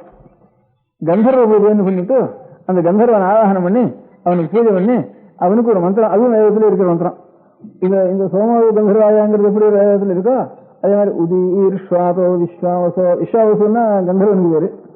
அத்த இந்த கன்னியின் இடத்துல இருந்து ஹே விஸ்வாவசோ, ஹே கந்தர்வா, நீ நான் இவரை கிரகிச்சுக்கிறேன், அதனால நீ விலகணும் அப்படின்னு அவனுக்கு பிரார்த்தனை கந்தர்வனுக்கு பூஜை பண்ணி அவனுடைய அதிகாரத்துல வச்சுட்டு இருக்கான். அப்போ உள்ள அந்த அந்த வயசுல அந்த நிறையில கந்தர்வன் தான் அதிதேவதையா இருந்து அந்த சரீரத்தை ரசிச்சுட்டு இருக்கான் அந்த சமயத்துல. இப்ப நான் மனுஷனுக்கு நான் வாங்கினுட்டேன், நீ இதுல இருந்து விலகணும் அப்படின்னு. கந்தர்வ சேரம் போனட்டா வஸ்திரம் தரிச்சதுக்கு அப்புறம் இந்த ருசி வாரத்துக்கு மிஞ்சி இருக்கிறது கந்தர்வனுடைய சேரம். அந்த கந்தர்வனுக்கு பூஜை கந்தர்வ பூஜைன்னு ஒண்ணு பண்றோம். இது இந்த மந்திரத்தையும் சொல்றோம், அதுவும் அந்த கிரகம் இருக்கிற மந்திரம். அதனால பிராமண விவாகத்துக்காக ஏற்பட்ட மந்திரத்துக்கு இதெல்லாம் ரிலவெண்ட் அப்படின்னு அர்த்தம் வருது நமக்கு. இப்போ ரெண்டாவது இந்த திருநிவர்ஷாந்தி தீட்சேத குமாரி இருமதிங்கிறதுக்கு என்ன அர்த்தம்னா, தானா பெண்கள் நான் என்ன கல்யாணம் பண்ணிக்கிறேன்னு ஆகக்கூடாது. தாரா பிதிர்கதாயின்னு சீதை சொல்றப்ப கூட ராமாயணத்துல எனக்கு அப்பா பண்ணி வச்ச பொண்ணு அப்படின்னு கல்யாணம் பண்ணி வச்சது அப்படிங்கிறது அவ்வளவு கௌரவம் இருக்கு. அதனால நானா இங்கே கல்யாணம் பண்ணிட்டேன்னா எனக்கு கூட அவ்வளவு பிரேமம் இருக்காது. அப்பா எனக்கு பார்த்து பண்ணி வச்ச ஒரு விவாகமானத்தினால அப்படி இருக்குதுன்னா, இது அகஸ்திய ஆசிரமத்துல அந்த அத்திரி ஆசிரமத்துல ராமன் போற காலத்துல சீதை அனசூய இடத்துல செஞ்சுட்டு காலத்துல இப்ப ராமாயணத்துலாம் சொல்றாரு அந்த மாதிரி சொல்றான்ட்டு இந்த மாதிரி விவாகத்தை சரியா அப்ப சத்திரியாலும் இந்த மாதிரி விவாகம் பண்ணிக்கலாம். அந்த மாதிரி இருக்க முடியாத காலத்துல எல்லாருக்கும் பொதுவா இருக்கிறதுனால இந்த பிராம விவாகத்துக்கு உதீஸ்வாத விஸ்வாசம்னு விஸ்வாசத்துக்கு கந்தர்வனுடைய அதிகார காலத்துல தான் பண்ணணும். அது எப்போன்னு கேட்டா குழந்தை வசனம் தெரிச்சதுக்கு அப்புறம் ருசுவாரத்துக்குள்ள பண்ணணும். அதே கௌதம தர்மசூத்திரம்னு ஒவ்வொரு சூத்திரங்கள் பண்ணிருக்காங்கன்னு சொல்றப்ப ஒவ்வொரு பிரதானம் பிராகிருத்தோ, கன்னியாதானம்ங்கிறது ருத்துவுக்கு வந்து தானம் பண்ணிடணும் அப்படின்ட்டு சொல்லியிருக்கு. இந்த இது இருக்க அவ தானா கல்யாணம் பண்ணிக்கூடாது குழந்தைகள். அதனால அவ பெரியவங்க அவளை பிதாவோ அல்லது பிராதாவோ இவ 2 பேரும் தான் இருந்து ஒரு இதுக்கு கொடுக்கணும். அப்படி எடுத்து பிதாவும் கவனிக்கல, அநேக இது அப்படி இருக்கு. அவன் ஏதோ அஷடா இருக்கான், கவனிக்கல, வேற ஏதாவது தன்னை கவனிக்கல, நாதியும் இல்லை அப்படின்னு இருந்தா என்ன பண்றது அப்படின்றது தானே. அப்பவும் தான் வந்து ஆனாலும் தன்னை பண்ணி கொடுக்குறாளான்னுட்டு உறுதியாக 3 வருஷம் வரைக்கும் ஒரு பிரதிஷ்டை பண்ணிட்டு இருக்கணும். அது எல்லா வருடத்துக்கும் தான், இந்த வருடத்துக்கு 3 மாசம் இல்லை. அப்ப அதுதான் திருநிவசாந்தி சேத குமாரி சுத்தின்னுட்டு தன்னை இன்னொருத்தர் கொடுக்குற இதாதான் கொடுக்கணும். அதுக்குள்ள கூட தானா கூட ஆயிட்டா கூட தானா ஒன்றும் பிரவர்த்திக்கு பண்ணப்படாது. அப்போ அவளுக்கு தோஷம் கிடையாது. இன்னொரு கொடுக்காதனால கொஞ்சம் நாள் ஆயிட்டு தானே அப்போ தோஷம் கிடையாதுன்னுட்டு அது சொல்லிருக்கே தவிர இவ கொடுக்கறதா இந்த காலத்துல தான் அவளுக்கு பண்ணியாகணும் இவ விவாகம் பண்றது அப்படின்ட்டு இந்த மாதிரி ஒண்ணுக்கொன்னும் இருக்கிற இது. அந்த மாதிரி காந்தர்வம் அந்த விவாகம் கிரமாசனமான ஆசிரம் அந்த விவாகங்களுக்கு கிரமாவே இந்த துரியஸ்தே மனுஷியாகனா 3 அதிகாரத்துக்கு அப்புறம் 4வது மனுஷனுடைய அதிகாரம் அப்படின்னு சொல்லிக்கலாம்.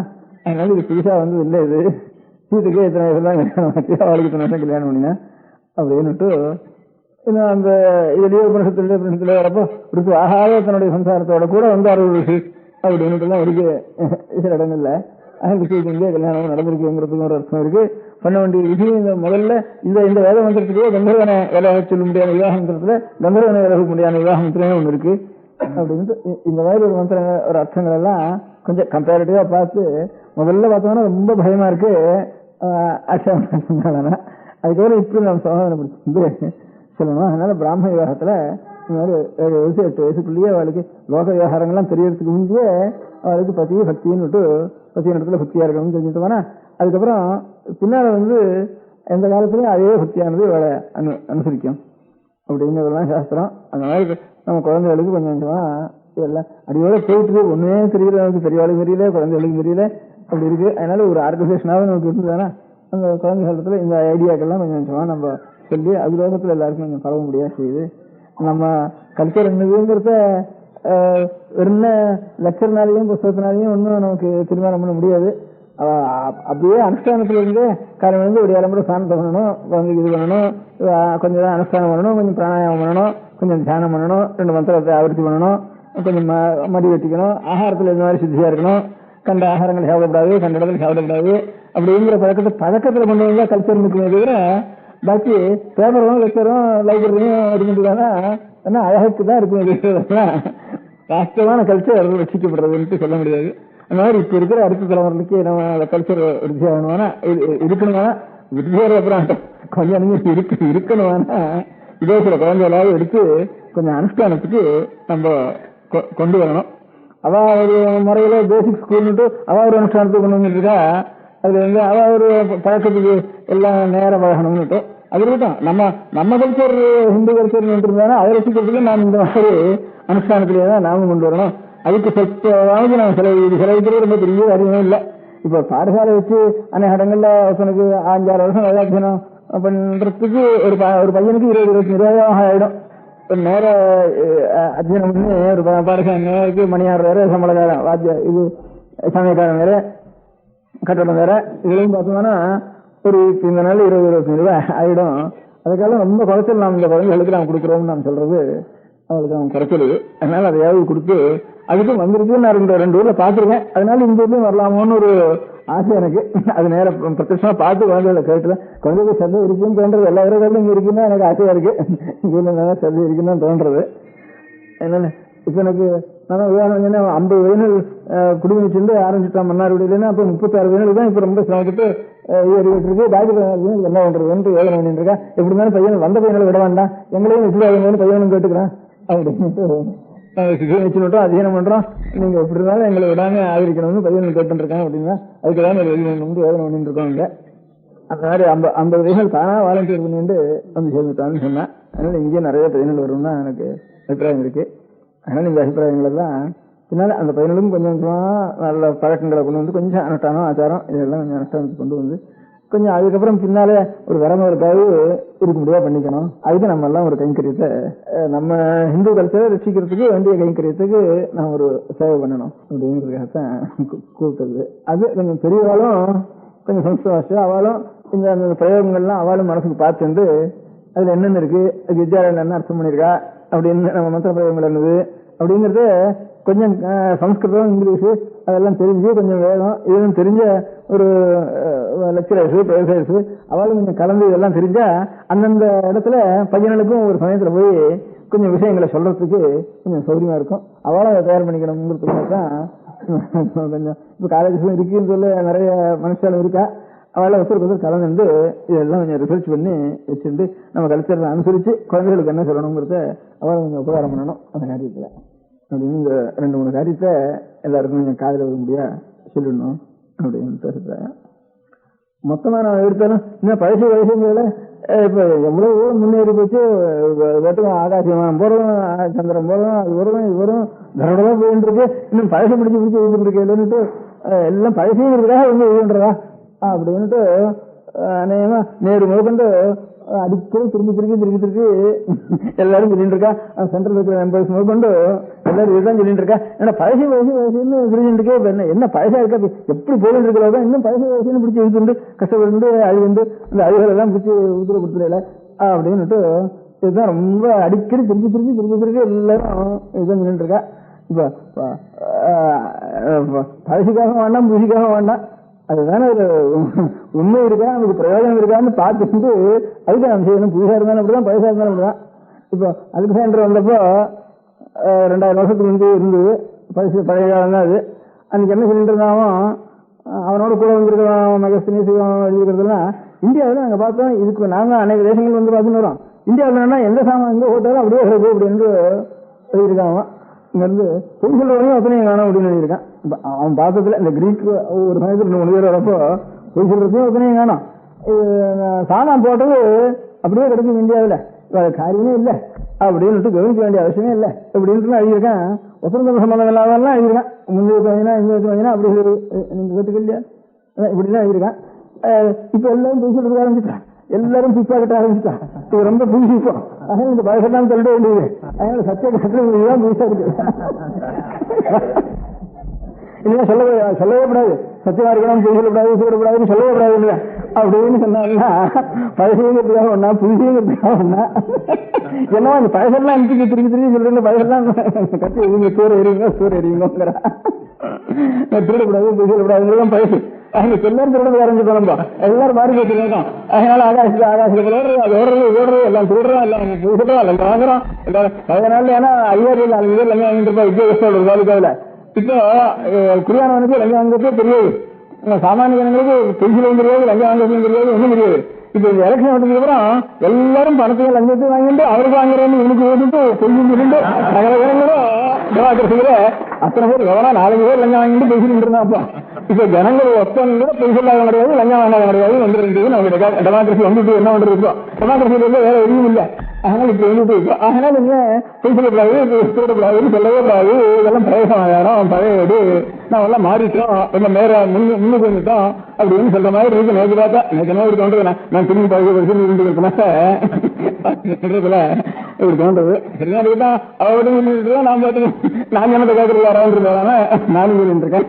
அதாவது இதெல்லாம் பரிசு அவகாட்டும் சொல்லிட்டு இருக்கோம். பழசாவது புதுசாவது பழசா எது உண்மை நமக்கு எது பிரயோஜனம், எதுல வந்து பக்தி வருவோம், எதுல வந்து கட்ட நடக்கையோ அனாச்சாரமோ இப்படி எல்லாம் கடுவில் வராம இருக்கோம். அந்த காரியம் நமக்கு புதுசா இருந்தாலும் சரி பழசா இருந்தாலும் சரி இன்னும் புதுசா நல்ல கருத்து இருந்தாலும் அதையும் நம்ம எடுத்துக்குவோம். அதனால புதுசெல்லாம் நிறைய எடுத்துக்குவோம் வந்தான்னு சொல்லுவேன். அதுக்காக பழசுங்கிறதுனால எது இருந்தாலும் சொல்றது பழசுங்கிறதுக்காக எல்லாம் சொல்லிட்டு வராதா அப்படின்னு, பழசுங்கிறதுக்காக ஆசைப்பட்டு சொல்லிட்டு வரா அதை காட்டக்கூடாது அப்படின்னு. ஏன்னா பழசு அதெல்லாம் காட்டக்கூடாது அப்படின்னு சொல்லக்கூடாது. அதான் பெரியவெல்லாம் சொன்னா காளிதாசனா அதான் சொல்லிருக்கேன். புராணம் கேவல அசாசுரம் நவீனமத்து பிரகலம் நவக்கியம் சங்க பரீட்சை அன்னிதரப்பட்டு முறை பரப்பிரத்தியனே உண்டு. பழசுங்கிறதுக்காக எல்லாம் சரின்னு சொல்ல முடியாது, பீசிங்கிறதுக்காக எல்லாம் சுத்தம் சொல்ல முடியாது. அகிலம் நவக்கியம் நவீனமத்திய பிரகலம் நவக்கியம் பீசிங்கிறதுக்காக எல்லாம் தப்பு சொல்ல முடியாது. பீசிலையும் நல்லது இருக்கும், பழசுலையும் நல்லது இருக்கும். எதுனா கேட்குறோம் அதை வந்து பரீட்சிச்சு எது நமக்கு சேவமோ அதை நாங்கள் இருக்கணும். தவிர பழசுன்னு பீசுன்னு கேள்விட்டு சத்துன்னு எல்லாம் பழசுன்னு சொல்லிட்டு வேணா எல்லாரும் கேட்டுவாங்கிறதுக்காக இப்படி பிரச்சாரம் பண்றான்னு நினைச்சுட்டு சொல்ல எல்லாரும் அப்படி சொல்லிட்டு இருக்கா. சாமானிய ராஜ்யத்தை பிரச்சாரம் பண்ற எல்லாரும் ஏதோ அடிக்கடி சொல்லிட்டு வராங்க. எங்களுக்கு அந்த மாதிரி அபிப்பிராயம் சொல்லிட்டு வரேன். இந்த பழசாது புதுசாது எல்லாம் ஒன்றும் வேண்டாம், எது நல்லதுன்னு சொல்றதோ அந்த காரியத்தை நாம் செய்யணும். அந்த அதனால இப்ப இந்த சம்பந்தமா எடுக்க வேண்டியது முதல்ல பணத்துக்கு எத்தனை பேர்னு தயார் பண்ணணும். அப்புறம் ஸ்கூல்ல போய் பையன்களையும் இந்த 2 கிளாஸ்ல வைக்கணும். ஒரு தடவை பையனை எடுத்துட்டோம்னா அவனை சேகரிச்சு கிளாஸ் பண்ணதுக்கு அப்புறம் தான் அடுத்த பேட்ச் அவன் எடுக்க வேண்டியதும். இப்படிப்பட்ட குரு போடணும். வயசான காலத்துல வந்து அவளுக்கு நம்மளான குருஷ்ணை கொடுத்து உபகாரம் பண்ணிட்டு சம்பளம் இல்லாம சாதனா பண்ணிட்டு பிரார்த்தனையோட அவளும் சில பேர் சம்பளத்தை எதிர்பார்க்காமே சொல்றவங்க பேர் இருக்காதுல. 6 ஏழைகளா இருந்தாலும் இவா ஒன்றும் சம்பளம் பேசிக்காம சந்தர்ப்பத்துல அவளுக்கு சௌகரியம் குருஷ்ணையா கொடுத்துண்டு அது வந்து சரிக்கு அது வந்து அந்த மாதிரி குழந்தைகள் அபியாசம் பண்ற காலத்துலயுமே அதே மாதிரி நிலைமையை நாம் சூழ்நிலையை பண்றதுக்கு நம்ம எல்லாம் மனசுல அந்த மாதிரி ஒவ்வொருத்தரும் சாமானிய இப்ப நான் இந்திய விஷயம் இருக்கிறவெல்லாம் நினைச்சா கூட போறோம். ஒரு தினவரி நினைச்சா 4 பேரையாவது தயார் பண்ணலாம். அதனால விரமத ரசிக்கிறதா இனிமே இந்த காலத்துல நமக்கு இந்த காலத்துல எல்லாம் அநேக நிமிஷம் மாறி போச்சு. வாகனங்கள், சௌகரியங்கள், ஆகாரங்கள், விவகாரங்கள் எல்லாம் மாறி போச்சு. மாறிப்போன காலத்துல நம்மளால எல்லாத்தையும் அடியோடு சீர்திருத்தம் முடியாது, ஒருத்தருக்கும் நடக்காத காரியங்கள். அதனால நான் காரியமும் லோக காரியம் நடந்துட்டு இருக்கணும். அதுல இவ்வளவு காரியம் நடக்கிறதுல கொஞ்சம் ஸ்ட்ரெயின் பண்ணி சில பேரை அந்த உண்மையான நிலையில சில பேர் இருக்கும்போது நம்ம கொஞ்சம் ஸ்ட்ரெயின் பண்ணணும். அவன் ஒரு விரமங்கள் இருந்தாலும் அதை பார்த்து அது நல்ல வழி நமக்கு தெரியலையே துக்கப்படுறோம் ஒரு துக்கமாக விட்டு இருந்தானா அப்போ தானா நம்மளால முடிஞ்ச சமயத்துல நாமும் அந்த வழியில சேர்ந்து நாம் சேமத்தடையலாம். அதனால குருபக்தி, தெய்வபக்தி இதுக்கு மூலமான சாஸ்திரம். அந்த சாஸ்திரத்தை குருகுல முறையில கொஞ்சமாவது அபியாசம் பண்ணணும் அப்படிங்கிற ஒரு ஞாபகத்துக்காகத்தான் இன்னைக்கு குருபக்தி தெய்வபக்தியை பற்றி சொல்லணும்னு நான் ஆசைப்பட்டேன். அது சொல்லிட்டே இருந்தா எனக்கும் தெளிவு வருது. அதனால நிறைய வீட்டுன்றா சொல்ல சொல்லதான் நமக்கும் தெளிவு வருது. உரிமை உட்காந்துட்டு நினைக்கிறதே இல்லை. அரங்கத்துல இருந்து கேட்கறான்னு அது சொல்றது பண்றது சொல்லுறது வேணா நமக்கும் இருக்கிற சந்தேகம்லாம் கொஞ்சம் நிமிஷம் அலசி அலசி சுத்தம் வருது. அதனால நீங்கெல்லாம் எனக்கு இன்னும் சுத்தப்படுத்தி கொடுத்துட்டு பார்வதி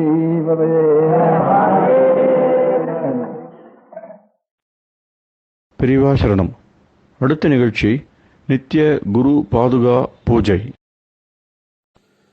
शुक्लां भरदरं विष्णुं शशिवर्णं चतुर्भुजं प्रसन्नवदनं ध्यायेत् सर्वविघ्नोपशान्तये. ममोपात्त समस्त दुरितक्षयद्वारा श्री परमेश्वर प्रीत्यर्थं गुरुप्रसाद सिद्ध्यर्थं गुरुप्रीत्यर्थं गुरुपादपूजाम् अद्य करिष्ये. गुरुर्ब्रह्मा गुरुर्विष्णुर्गुरुर्देवो महेश्वरः गुरुः साक्षात् परब्रह्म तस्मै श्रीगुरवे नमः. अपारकरुणासिन्धुं ज्ञानदं शान्तरूपिणं श्रीचन्द्रशेखरगुरुं प्रणमामि मुदान्वहम्. सदाशिवसमारम्भां शङ्कराचार्यमध्यमाम् अस्मदाचार्यपर्यन्तां वन्दे गुरुपरम्पराम्. எல்லோரும் குருவை பெரிவாளை தியானம் பண்ணிண்டு அர்ச்சனை பண்ணுவோம். அஷ்டோத்திரம். பெரியவா அஷ்டோத்திரம் பல அஷ்டோத்திரங்கள் இருக்கு. அதுல எளிமையா சுலபமா எது இருக்கோ அதை நான் இப்ப சொல்றேன். எல்லோரும் இதை கேட்டுண்டே திருப்பி சொல்ல முடிஞ்சுபா சொல்லி சொல்லி பெரிவாளுக்கு பாதத்துல ஒவ்வொரு புஷ்பத்தை அர்ச்சனை பண்ணலாம். ओम श्री कांची कामकोटि पीठाधीश्वराय नमः. श्रीमत् चंद्रशेखरेन्द्र सरस्वती गुरुभ्यो नमः. सन्यासाश्रम शिखराय नमः. काषाय दंडधारिणे नमः. सर्वपीठापहारिणे नमः. स्वामिनाथ गुरवे नमः. करुणासागराय नमः. जगदाकर्षण शक्तिमते नमः. सर्वचराचर हृदयस्थाय नमः. ओम भक्त परिपालक श्रेष्ठाय नमः. धर्म परिपालकाय नमः. श्री जयेन्द्र सरस्वत्याचार्याय नमः. श्री विजयेन्द्र सरस्वती पूजिताय नमः. शिवशक्ति स्वरूपाय नमः. भक्ताभीष्ट प्रदायकाय नमः. ब्रह्मण्य पोषकाय नमः. ब्रह्म विष्णु शिवैक स्वरूपाय नमः. कांची क्षेत्रवासाय नमः. कैलाश शिखरवासाय नमः. स्वधर्म परिपोषकाय नमः. चातुर्वर्ण संरक्षकाय नमः. लोकरक्षण संकल्पाय नमः. ओम ब्रह्मनिष्ठापराय नमः. सर्वपापहराय नमः. धर्मरक्षक संतुष्टाय नमः. भक्तार्पितधन स्वीकर्त्रे नमः. सर्वोपनिषत् सारज्ञाय नमः. सर्वशास्त्रगम्याय नमः. सर्वलोक पितामहाय नमः.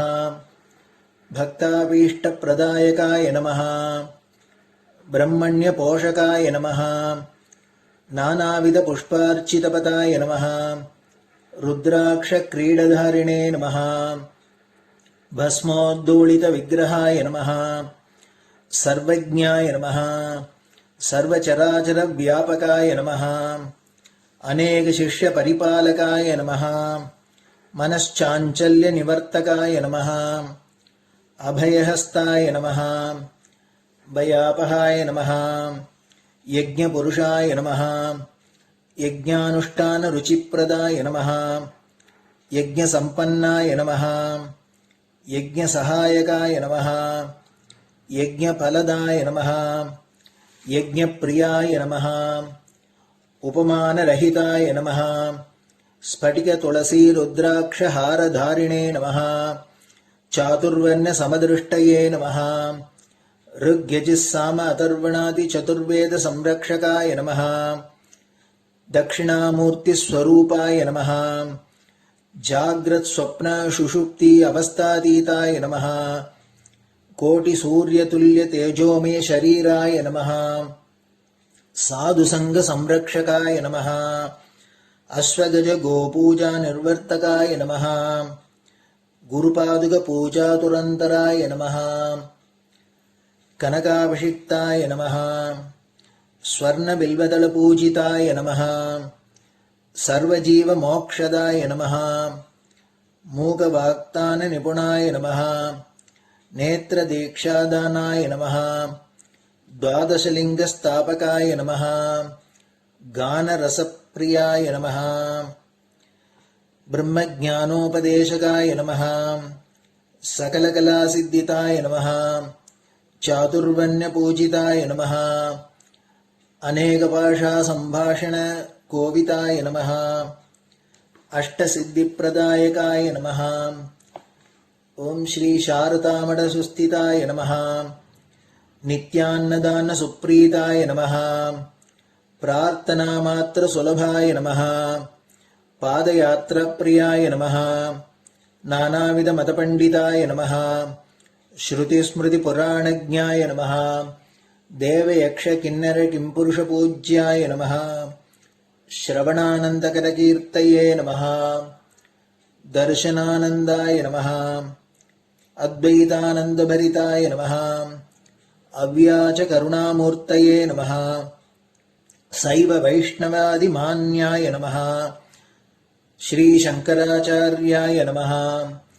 दण्डकमण्डलोहस्ताय नमः वीणामृदङ्गसकलवाद्यनाथस्वरूपाय नमः रामकथारसिकाय नमः वेदवेदाङ्ग आगमादिसकलकलासतस्प्रवर्तकाय नमः हृदयगुहाशयाय नमः शतरुद्रीयवर्णितस्वरूपाय नमः केदारेश्वरनाथाय नमः अविद्यानाशकाय नमः निष्कामकर्मोपदेशकाय नमः लघुभक्तिमार्गोपदेशकाय नमः लिङ्गस्वरूपाय नमः सालग्रामसूक्ष्मस्वरूपाय नमः कालड्यां शङ्करकीर्तिस्तम्भनिर्माणकर्त्रे नमः जितेन्द्रियाय नमः शरणागतवत्सलाय नमः श्रीशैलशिखरवासाय नमः डमरुकनादविनोदाय नमः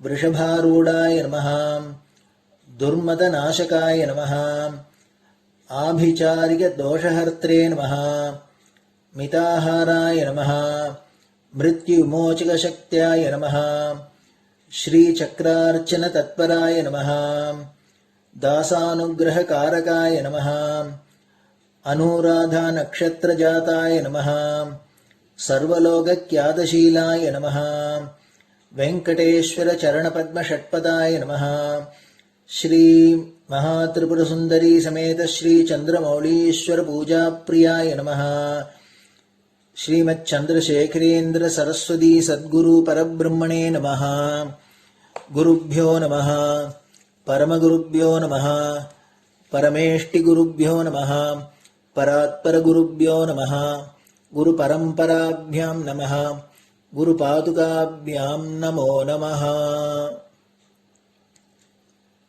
அடுத்தது ஊதுபத்தி இருந்தா அதை காமிச்சு தூபம், நெய் தீபம் இருந்தா காமிச்சு அதை நெய் தீபம் தீபம் காமிச்சுட்டு நைவேத்தியம். நைவேத்தியம் வெத்தலைப்பாக்கு, பழம் இதுலேருந்து ஆரம்பிச்சு அவளுக்கு எது சௌரியமோ அதுபடி நைவேத்தியம் பண்ணலாம். அதுக்கு அடுத்தது கற்பூர ஹாரத்தி பண்ணி எல்லோரும் பிரதட்சிண நமஸ்காரம் பண்ணி பெரியவாள்கிட்ட பிரார்த்தனை பண்ணிண்டு எல்லோரும் க்ஷேமமா இருக்கணும், லோகம் பரம மங்களமா சௌக்கியமா இருக்கணும், எல்லோரும் வியாதி வெக்க இல்லாத ஆயுராரோக்கிய ஐஸ்வர்யத்தோட சாந்தம் அமைதியோட ஞான வைராக்கியத்தோட எல்லோரும் நல்லவர்களாயிருந்து நன்மையை அடையணும்னு பிரார்த்தனை பண்ணி இந்த பூஜையை தினம் செய்யலாம். குரு பிரம்மா குருர் விஷ்ணுர் குருர் தேவோ மகேஸ்வரः குரு சாட்சாத் பரபிரம்ம தஸ்மை ஸ்ரீ குரவே நமः. அபார கருணா சிந்தும் ஞானதம் சாந்தரூபிணம் ஸ்ரீ சந்திரசேகர குரும் பிரணமாமி முதான்வகம். சதாசிவசமாரம்பாம் சங்கராச்சாரிய மத்யமாம் அஸ்மதாச்சாரிய பர்யந்தாம் வந்தே குரு பரம்பராம். குரு பாத பூஜை நிறைவடைஞ்சது. பெரியவா சரணம். திருச்சிற்றம்பலம். நிலை பெறுமாறு எண்ணுதியேல் நெஞ்சே நீவா, நித்தலும் எம்பிரானுடைய கோயில் புக்கு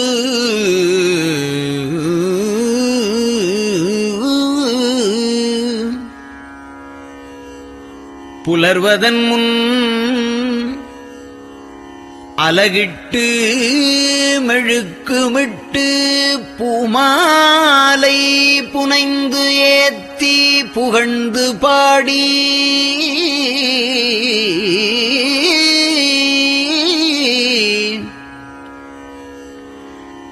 தலையாரக் கும்பிட்டு கூத்தும் ஆடி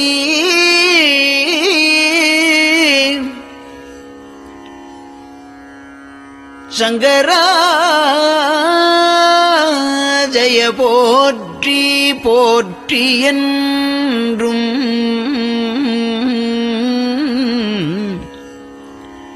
அலைபுனல் சேர் செஞ்சடையம் ஆதி என்றும் ஆரூரா என்றென்றே அலரானில்லே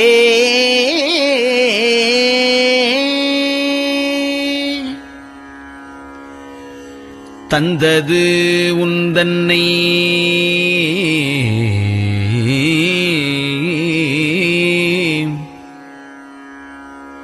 கொண்டது எந்தன்னை சங்கரா ஆர்கோலோ சதுரர் அந்தம் ஒன்றில்லா ஆனந்தம் பெற்றேன்.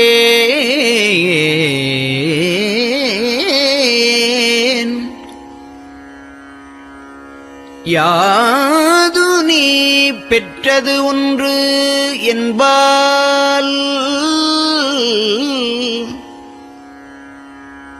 சிந்தையே கோயில் கொண்ட எம்பெருமான் திருப்பெரும் துறையுரை சிவனே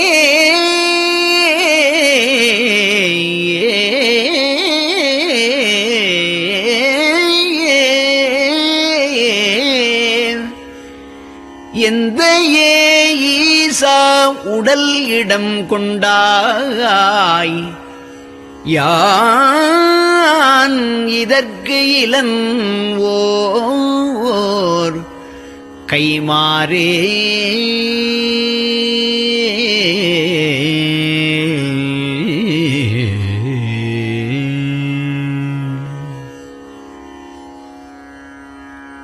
அன்னநடையார் அமுத மொழியார் அவர்கள் பயில் தில்லை தென்னன் தமிழும் இசையும் கலந்த சிற்றம்பலம் தன்னுள்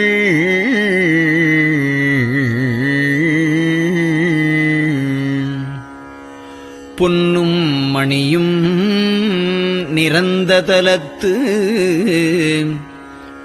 புலித்தோல் பியர்க்கிட்டு மின்னின் இடையாள் உமையாள்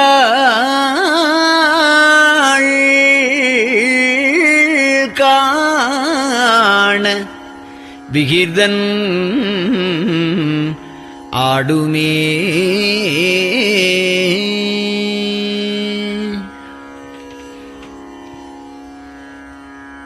நெட்டையிலா உடல் நீத்து என்னை ஆண்ட நிகரிலா வண்ணங்களும்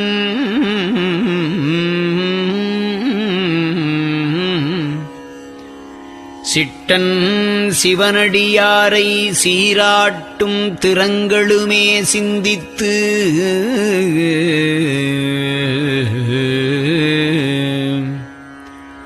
அட்டமூர்த்திக்கு என் அகம் நெகவூரும் அமிழ்தனுக்கு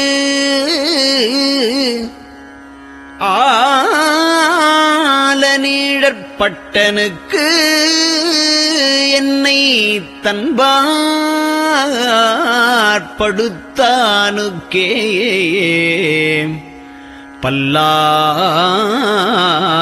பல்லாண்டு குருதுமே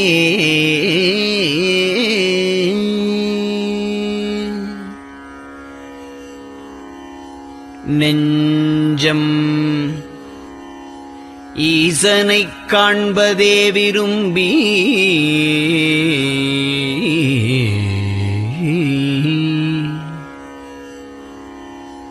நிரந்தரம் திருவாக்கினில் நிகழ்வது அஞ்செழுத்துமே ஆக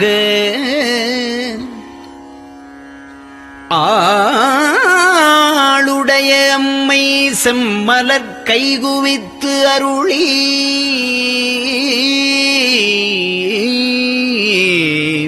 தஞ்சமாகி அரும் தவம் புரிய தரிப்பரே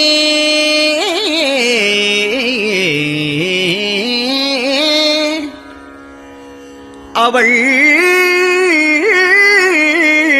தனிப்பெரும் கணவர்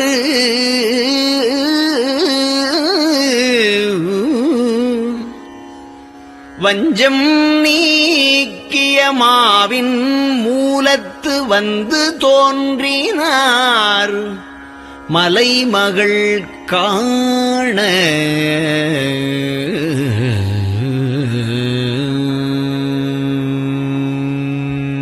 திருச்சிற்றம்பலம்.